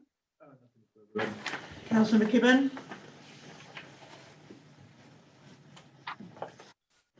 Thank you, Madam Mayor. Just if I could go to page 155, and I think it was well presented, but what I think we would need, it would be good to know which of these funds under external restrictions are still to be expended. And I realise that partly these are there because of the new accounting standards, but which are still to be expended and which are unlikely to be expended, and what the recommendation is for them. For instance, we've got a few 1s and 3s, and others that may mean that we've asked for a grant of 70,000, but the whole project has only cost us 50. And what the recommendation is, do we do with the additional funds? So it may simply be 1,000 or 3. So yeah. I don't know whether we are obliged to hand them back or whether we have to apply to expend them in another area, or we can expend them in another area that's allied to what we asked for the original. But I think we need recommendations where that occurs. So through the chair, what you're after is whether the project is ongoing and funding is still to be spent, or whether the project is finished and the funding is still restricted because it needs to return to the funding provider, or whether council can utilise those funds. Not a problem. Absolutely. Okay. Is it possible to get a sort of table once a year so we know where we are, and maybe a column at the right that says what we've got the ability to do, or what we can apply to do, or something so we know what's going to happen. Otherwise, we'll have these little bits of money just continuing to build up, and we won't know what to do. Okay. Yep, I understand where. I mean, it'd be nice if we could use it. That's obviously the first preference. Are there ways we can use this? Yeah. Okay. Um, All right. I can do so that. maybe we could sort of note that in the actions. But is December too short, Director, or should we be looking at March? I'll be looking to provide that. When would be appropriate time? Yeah. All right. Well, so I'll leave it to you, but I think we've got to sometime come to that, just get to that position. Okay. If I could. So if we could note that maybe in the action. Yeah. Thank you, councillor. Are there any other comments here, councillor? No. Put the recommendation, all in favour? Carried, thank you. Page 161, councillors, 1410, legal and consultant fees. The recommendation is that the report is received as information. Is there a mover, please? Councillor Capel and Councillor Doney. Councillor Capel. It is indeed information. I move that. Thank you, Councillor Doney. Thank you, Madam Mayor. The Crennan legal one, 20 grand, what was that?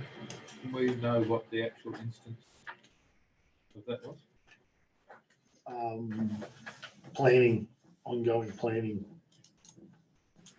It's an ongoing issue? Yep.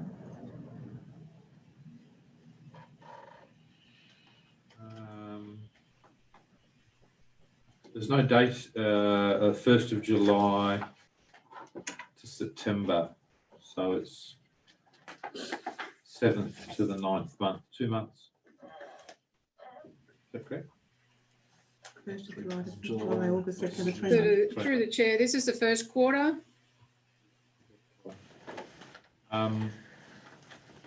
As a councillor, how can I judge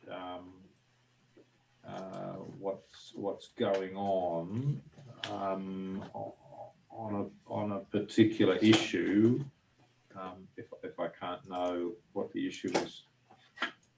I realise this is the whole operation is strategic, whatever, or it does dwell into that, but I'm just thinking $20,000 in 3 months. I'm sure the general manager could give you a confidential assessment of that. Thank you, Madam Mayor. Any other, Councillor Donny, you any other questions on this one, councillors? Recommendation, all in favour? Carried, thank you. 162, councillors, 1411, rating review. The recommendation is that the report item is received as information. Can I have a mover, please? Councillor Kellam, and a seconder, please. Councillor Capel. Thank you. Councillor Kellam. Thank you, Madam Mayor. This is about the differential ratings that councils have had, having tasked the corporate services director and her staff to figure out a way of doing it. I've spent a lot of time discussing this with people, thinking it through myself, and I frankly cannot see a way that you can have a differential rating system within a single rating category, particularly one that involves an organisation which is not competent to do so, make assessments about the value of land based upon things like weeds. No other council area in New South Wales has attempted to do this.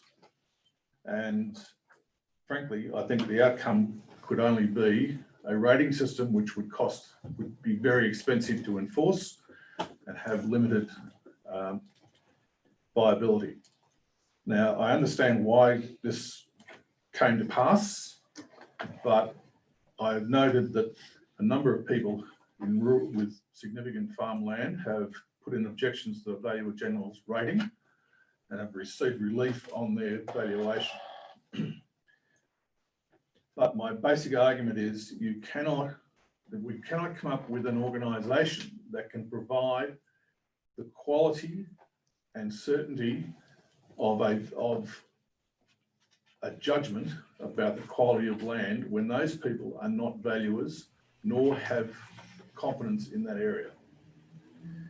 So I think we should receive this for information, but I think what we need to be doing is slowing down the resources we're applying to this, because the corporate service director and limited staff have got more than enough to do with the day-to-day stuff, and this is chewing up their time and effort. So I think at the moment we're wasting their resources for something that I don't think is viable. Thank you, Councillor. Councillor Capron. Yeah, thank you, Madam Mayor. I've come to a similar sort of a conclusion, and I think a lot of us had the same thought right from the very start, that we were going to come up with something that was impractical to achieve. And I think as time has gone on and we've given it more and more thought, it's becoming more and more obvious. And as Councillor Kellam said, we are expending a lot of energy and time of our staff in the hope that they will present us with a report that will go one way or the other. Well, I think it's pretty obvious which way the result is, or what the result is going to be. Yeah, and I concur with Councillor Kellam that we need to pull back and maybe even desist with the investigation. Thank you, Councillor. Any other comments here, councillors? Councillor McKibben. Thank you, Madam Mayor. I can't agree with the two previous speakers on this. Council staff have been tasked to look at categories and appropriate subcategories. There's been a letter sent from New South Wales Farmers also providing information on subcategories. The New South Wales Farmers Oberon branch fully supports that letter that's been sent by New South Wales Farmers. Basically, what is being proposed here is that we're receiving this report as information. We have no time frame for the report to be provided. So it looks to me as though, and what the two previous speakers are saying, that this matter should go into perpetual abeyance. If the Valuer General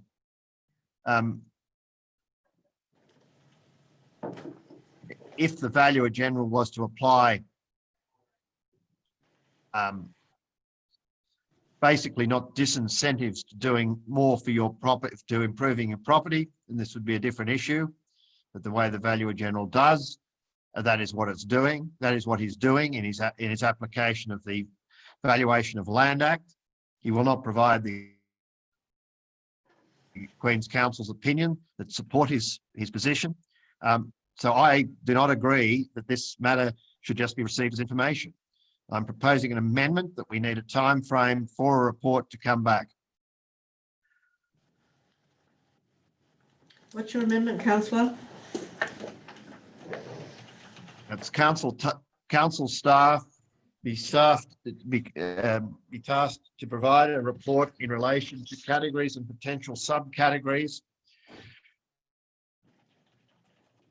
or rating of council land in accordance with the original resolution of council by 31st of March 2021.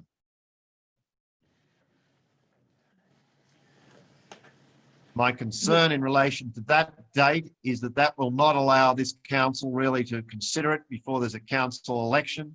And so it'll then go into perpetual abeyance with that situation.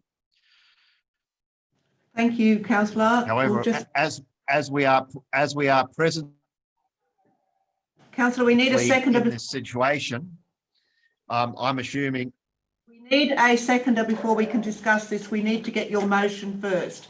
That council staff be tasked to provide a report in relation to categories and potential subcategories. What was the second part of that? You're breaking up quite badly and we're not getting it. In accordance with the original resolution. With the original resolution. With the report being provided By 31st 2020. of March 2020.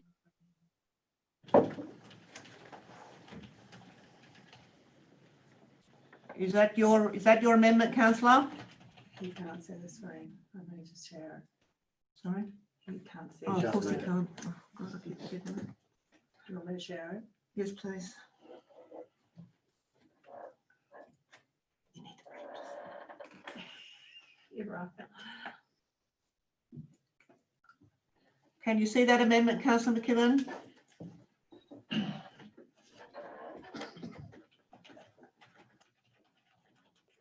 That's correct, Madam Mayor.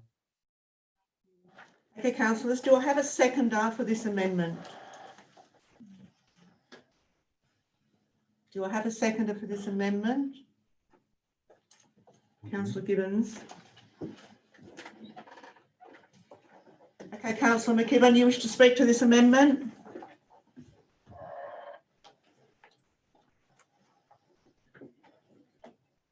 Councillor McKibben, you wish to speak to the amendment?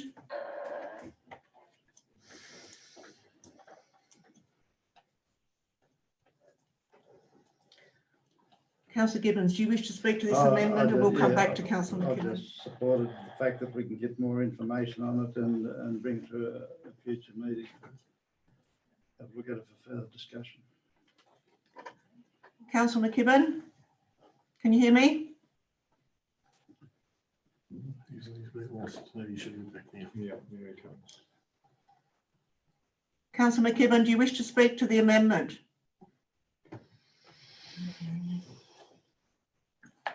I believe I've spoken Okay, to it, thank Madam you. Mayor. The council is from New South Wales Farmers and from other organisations.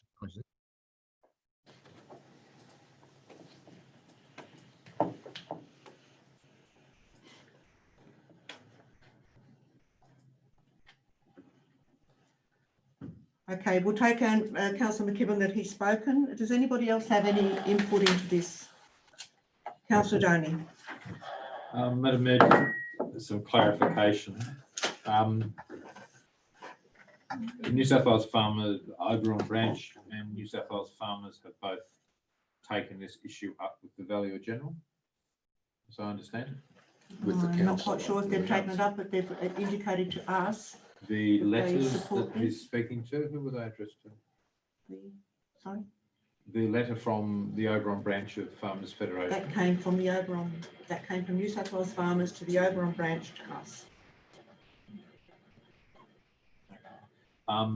Councillor Cullen mentioned that some parties have received rate relief by applying for valuation reassessments through the Valuer General. Yeah, you recall that the Valuer General offered to do, Yes. and we applied, and he's working his way through anybody that applies from our LGA to revalue their property. And that is a strategy available to affected Anybody that's farmers affected. in the areas. I'm just looking for ways that the group can pursue this aside from us taking on the heavy workload. So there are alternative ways to pursue this. I do feel that for Oberon Council to take this on as a research project is fairly onerous. And I'm just wondering, you know, are there ways that we can, one, there are ways that the individuals can pursue it and organisations can pursue it through the Valuer General. There are ways that council can offer, I'm not sure, some form of support. You know, whether that's through country mayors, whether that's through Group 10. I'm just trying to put together a list of things that the Farmers Federation can take this issue forward other than Oberon Council taking on a disproportionate load of the work. I'm not against David and Goliath, you know, David and Goliath's great stuff. Oberon should always stand up for, as strong as it wants as to what it wants to argue, regardless of its size. But I'm not sure whether we're resourced for this. That's my concern. Thank you. Can I just pose the question to the director? Is what is proposed in this amendment that a report be provided by the 31st of March actually feasible and workable? Through the Mayor, we will do our utmost. If this is what council decide that they want staff to do, then we will do that, taking into consideration that December and January staff will be taking leave. But it's up to staff to determine. If I could also, while I have your attention, Madam Mayor, answer Ian Doney's, one of Ian Doney's questions was that council can only recommend to individual ratepayers to put an appeal into the Valuer General's office to regarding their value. To date, we have had quite substantial revaluations for properties who have put in an appeal, substantial, which we and other fellow councils have not seen in a long time. But that is all council can do at this point in time regarding that. For point of information, are you saying successful Yes. application for evaluation? Yes. Yes. To the point that if it continues, it will affect our income levels for the end of this financial year. Thank you to the director. I can't support this amendment. I don't think we can look at farming rates if we're going to do this in isolation. I think then we have to look at all rating categories. To give a benefit to one rating category and change it, that income has to be picked up by other categories. So it's not a simple matter of changing the rating, the farmer's rating, the farmland rating criteria. It's going to have a ripple effect through the whole of the LGA. I have serious doubts myself as to whether council staff have the resources and the time to get this report back to us in a comprehensive way by the 31st of March. I personally feel that's an imposition upon our staff. And I agree with Councillor Kellam, I'm not quite sure of the benefit. I can see the benefit to farmers, but the implementation of it, I think, would be onerous. So I can't support this amendment. Any other councillors have Councillor Capel? Yeah.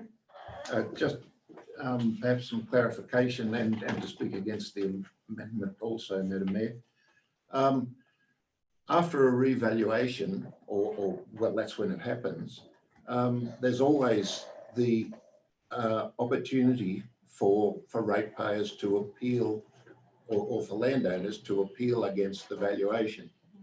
And that, as the director said, people are doing now, and whether it's because of the bushfires or for whatever reason, there obviously been some success. I really think that the council is being asked to do the Valuer General's job. It's the Valuer General who decides on the value of the land.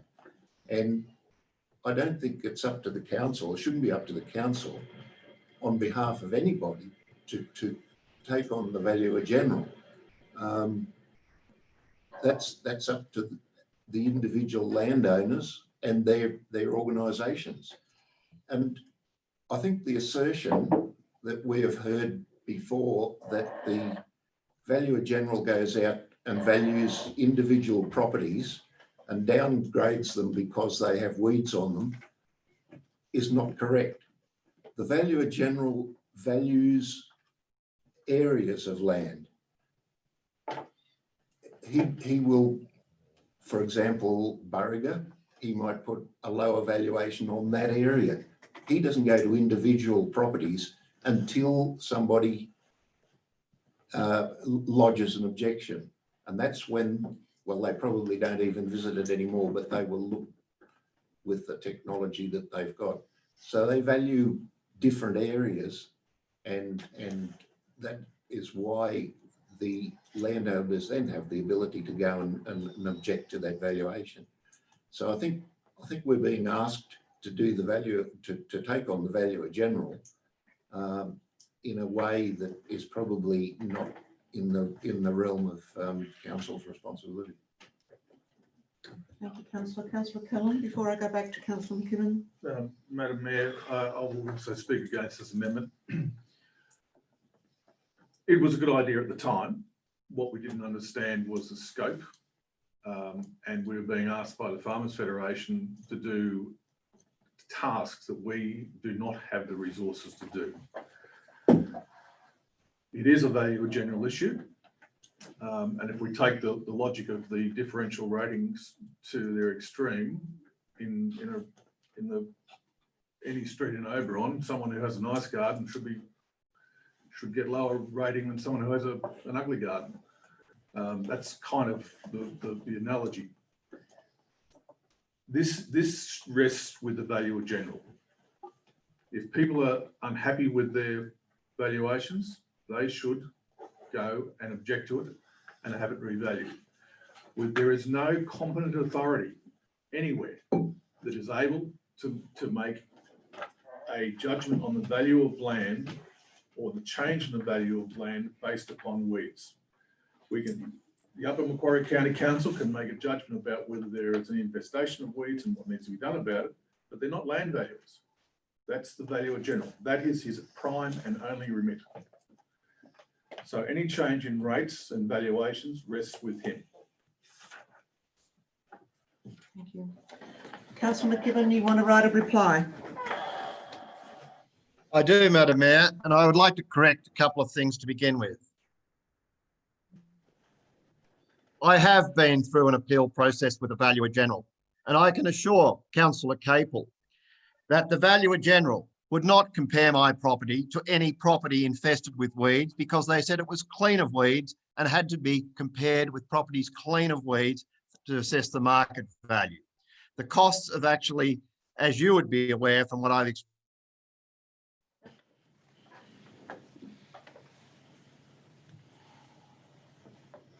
the same, with the same physical improvements, i.e. sheds, houses, etc.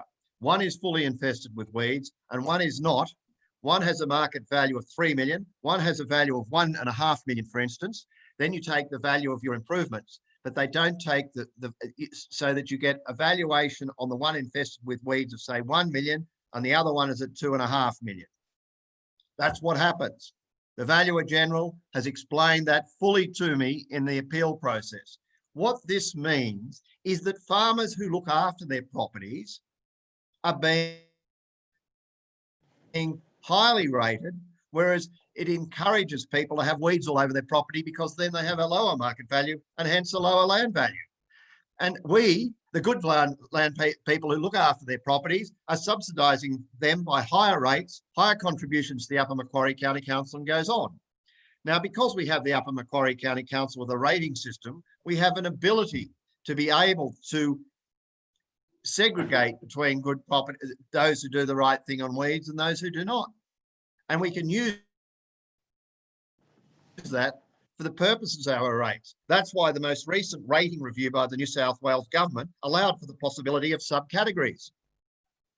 If you're not prepared to approve this amendment, then I suggest that Councillor Kellam and Councillor Capel put up an amendment saying that the original resolution be rescinded immediately and that a letter be sent to New South Wales farmers saying they're not interested in doing anything. At least have the conviction, have the conviction to do that. I put the amendment. Thank you, Councillor. Okay, councillors, I'm going to put the amendment. Councillor McCarthy. Madam Mayor, I stand to be corrected, but I thought the original resolution was not to just look at rural farm ground, but even the town blocks. Exactly. And it voted 8-1, sorry. So you haven't got a report on the town blocks yet. So you can't put this to bed yet. If you get what I mean, like what you're saying is, like I run Gary the other day, there was 2 places that you couldn't get around the footpath the other day and the council had to intervene. Shouldn't they be penalised with someone that has a SMIC footpath and all the rest? Like, this is what we're searching for, isn't it? I know there's a big cost to council and I take the directors, it's a no-win situation, but this is what you ask of your staff. Yes, You we did. voted it 8-1. Yes, we did at that point in time. So But I agree with as Andrew. Councillor Callum has stated, it has become more apparent how difficult a task this is since then. I realise that when you put it up, Yep. but like Andrew's just said something, get out there and tell them that you're not interested. Okay. Okay, well, what we've got before us at the moment is an amendment that reads that council staff be tasked to provide a report in relation to categories and potential subcategories in accordance with the original resolution, with the report being provided by the 31st of March 2021. I'm going to put that amendment. All in favour? Against? The amendment's defeated. We go back to the original motion, which is that report item 1411 is received as information. Councillor Doney. Just going to say, Madam Mayor,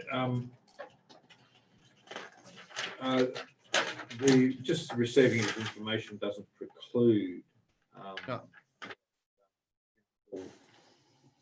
revisits or some other aspect of pursuing this issue. As I said before, I was looking for ways in which, individuals can pursue it and council can pursue it without devoting that many resources to it. I'm not sure what they are, but it's still a live issue if we're receiving information on it. It does state on page 163 that staff are currently obtaining information to review in relation to other Group 10 councils on categories, and that once we complete the reviews of the report, other Group 10 councils and Oberon current property a report will be brought back to council for consideration, which will come back as to how workable this is or not. That's how I see it. Can I ask the director, is that how she sees it? Through the chair, that is our intention at this point in time, yes. Is still a live issue. I'm going to put the... Andrew's up there. No, Councillor McKibben, sorry, I didn't see you. Councillor McKibben? Thank you, Madam Mayor. We have an election next year. We don't have a time frame for this report. Councillor Kellam and Councillor Capel have already foreshadowed that they don't think council staff should be tied up in this. If that's really what they think, then they should put an amendment to state that and call the thing off, if that's what their views are. You've stated that, both of you, in your comments on this motion. If that's what you believe is correct, then you need to put an amendment to the motion. That's what you said, Kellam. That's what you said, Capel. We'll work out what we're going to do. Thank you, councillors. We'll take your comments as noted, Councillor McKibben, and I'm going to put the recommendation that report item 1411 is received as information. All in favour? Against? Councillor McKibben, are you against? I take it as for information.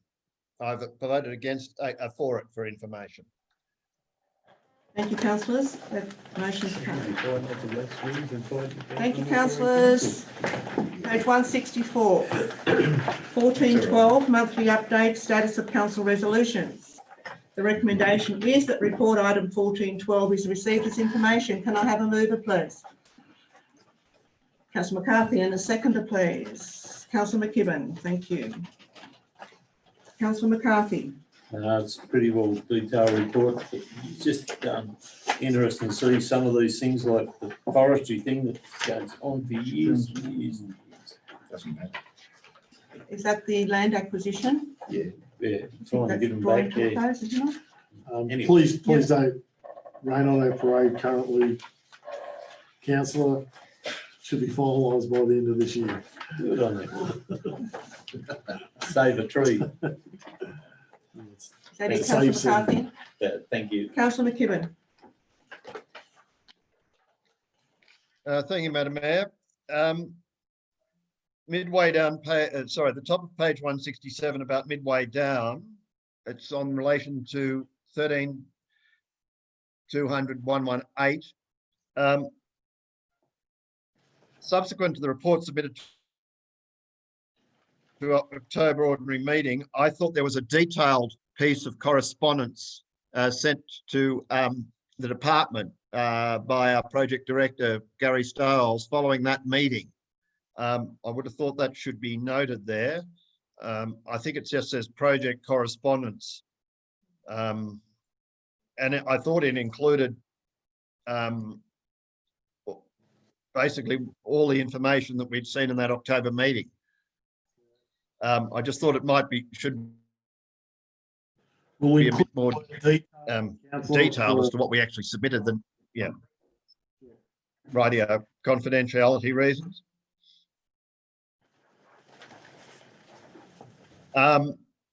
The page 169, the application to the JRPP, we're still waiting for those specialised reports, because I thought that was where we got to last month. So that the DA hasn't, or the equivalent of the DA hasn't been in. Is that correct, General Manager? that's correct, councillor. We're waiting for the final reports to be provided to supplement the statement of environmental effects, because we don't have those reports, the JRPP won't accept them. So they are imminent. We're just tic-tacking back with the consultants now about what they look like, and that is, well, of note is the currently our partner was quite happy to do a noise report that didn't include the potential provision for a sports club to be ancillary to that development, and there are different noise requirements that you need to address prior to doing that. So there's no point us not doing that as part of our due diligence first and delaying the process later. So we're just going back and forward with those consultants to make sure all the right information is provided.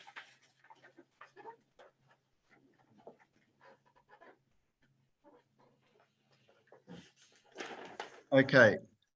So if I could go to page 171, under the town improvement levy allocation 02111119. We've heard about the Edith Road curb and gutter tonight. What's happening with the costings of the additional footpath in Scotia Avenue that's referenced there? Through the chair, the Scotia Avenue, a path that was put as a project is also included in our large footpath construction program for this year. So the Scotia Avenue will be dealt with as part of this year's town improvements. What it will, however, affect is part B of that. I've just done a quick calculation on the basis of unallocated TI funds that you've now endorsed through other projects, which may mean my report coming back on this project will be put to bed and not continue. Okay, so can we update it to reference that? Because Through the chair, I couldn't do anything with it until council had resolved the way they had tonight. However, a further report will probably be tabled in December, outlining that I don't have excess unallocated funds in TI anymore. Okay. In relation to 171, the second row across, I think the words at the end and proposed options moving forward, they actually weren't put forward tonight. It was only the current position was outlined, because it was only a report for information. Noted. And that's what we've resolved. It is now, yes. It was even then. There were no options in it. Could you outline what's on top of page 174, when the full GPS Iridium systems will be installed, noting that there's been a delay? It has, and has it been installed on the 3 council graders? I'll defer to the Tech Services Director.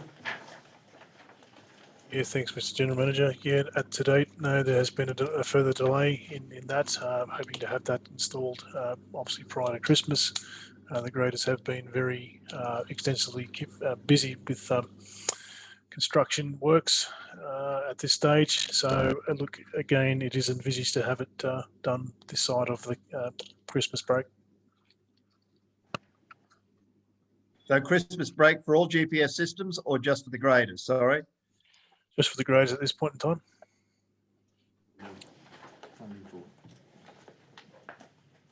When will the full system be installed in all the heavy vehicles, or all the vehicles? Yeah, through the chair again, dot point 3 refers to capital funding and to purchase additional telematics, for expansion in the 21-22 operational plan. So that's yet to be considered in terms of how far that's extended into council's fleet. Oh, sorry. Right. Noted. Yes. Okay.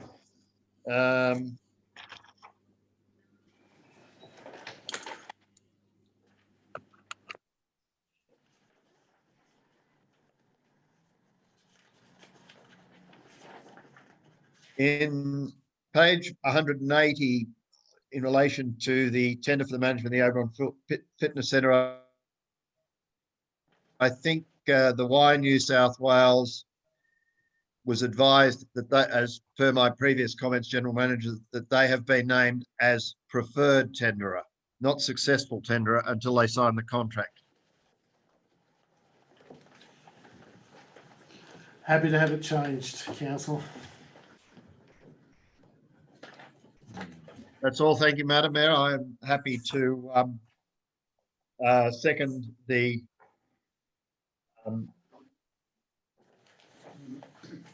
Thank you, Councillor. current status of council resolutions motion.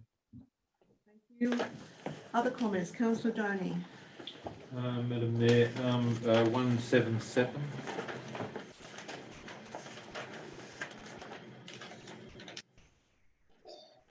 The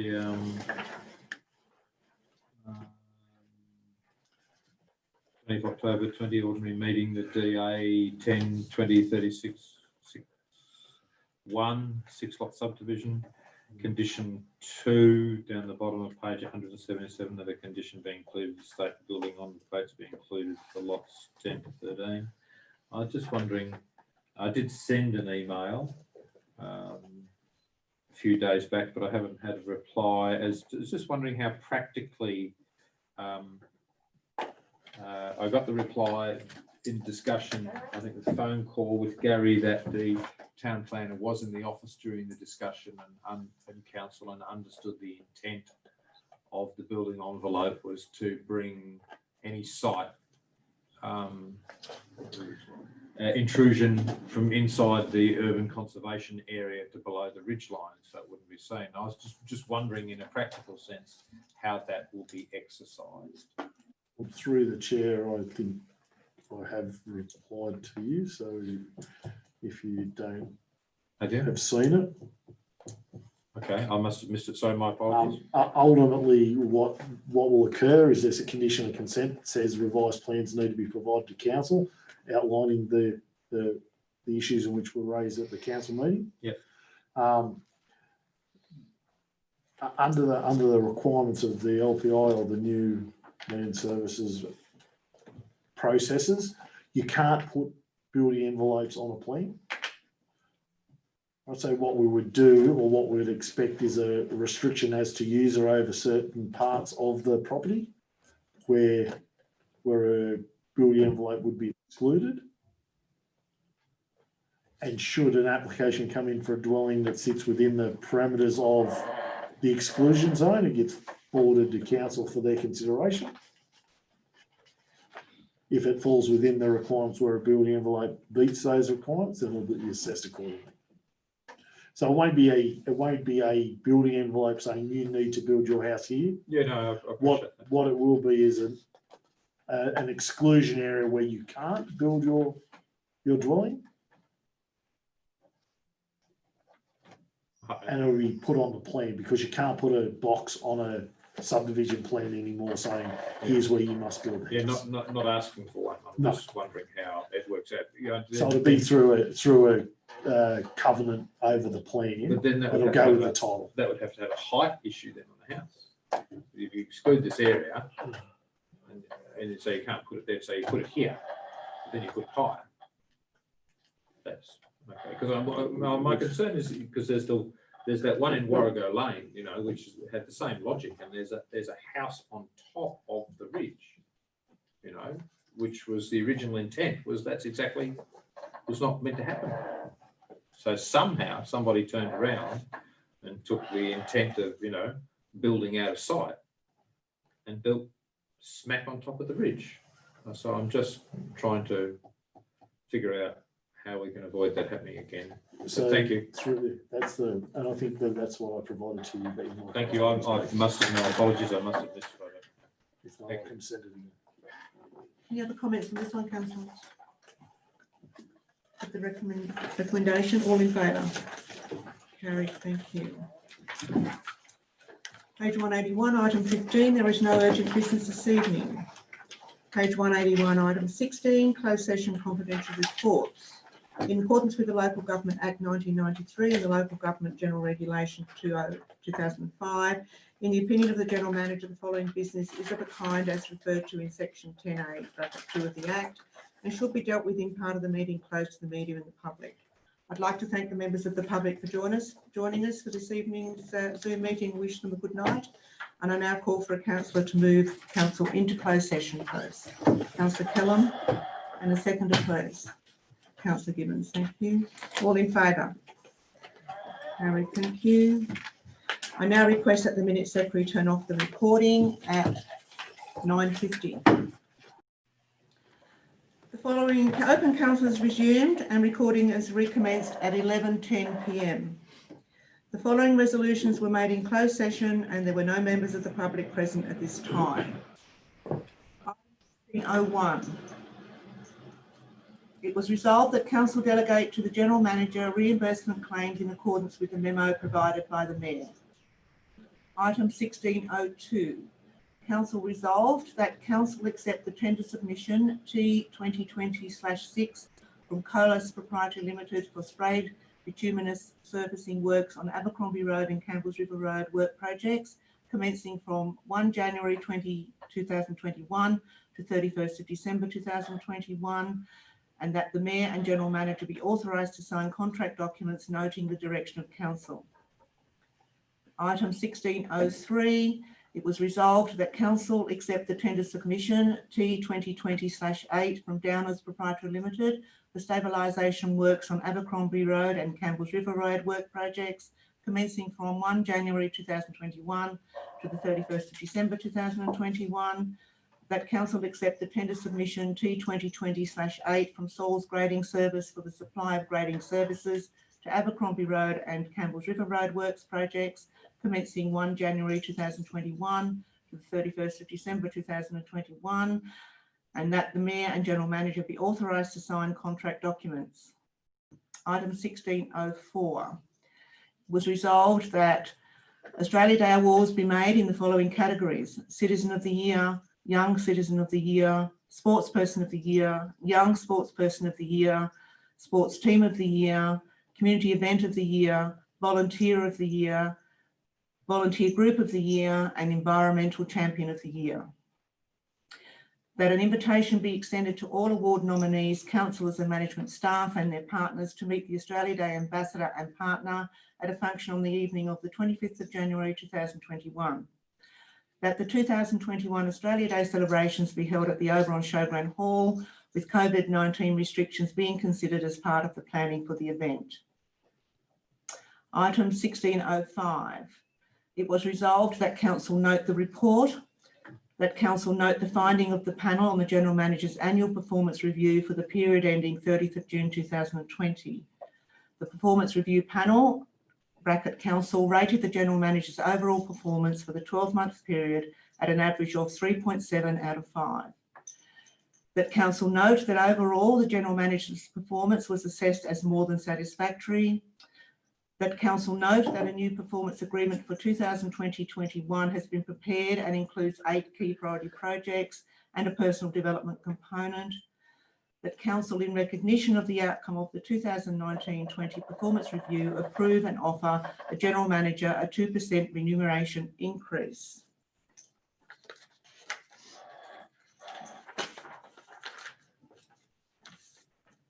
I now invite staff back into the room and I declare the meeting closed at 11:15 p.m. The next ordinary meeting of Oberon Council will be held on Tuesday, December 15th, 2020, commencing at 5:30. Thank you, councillors.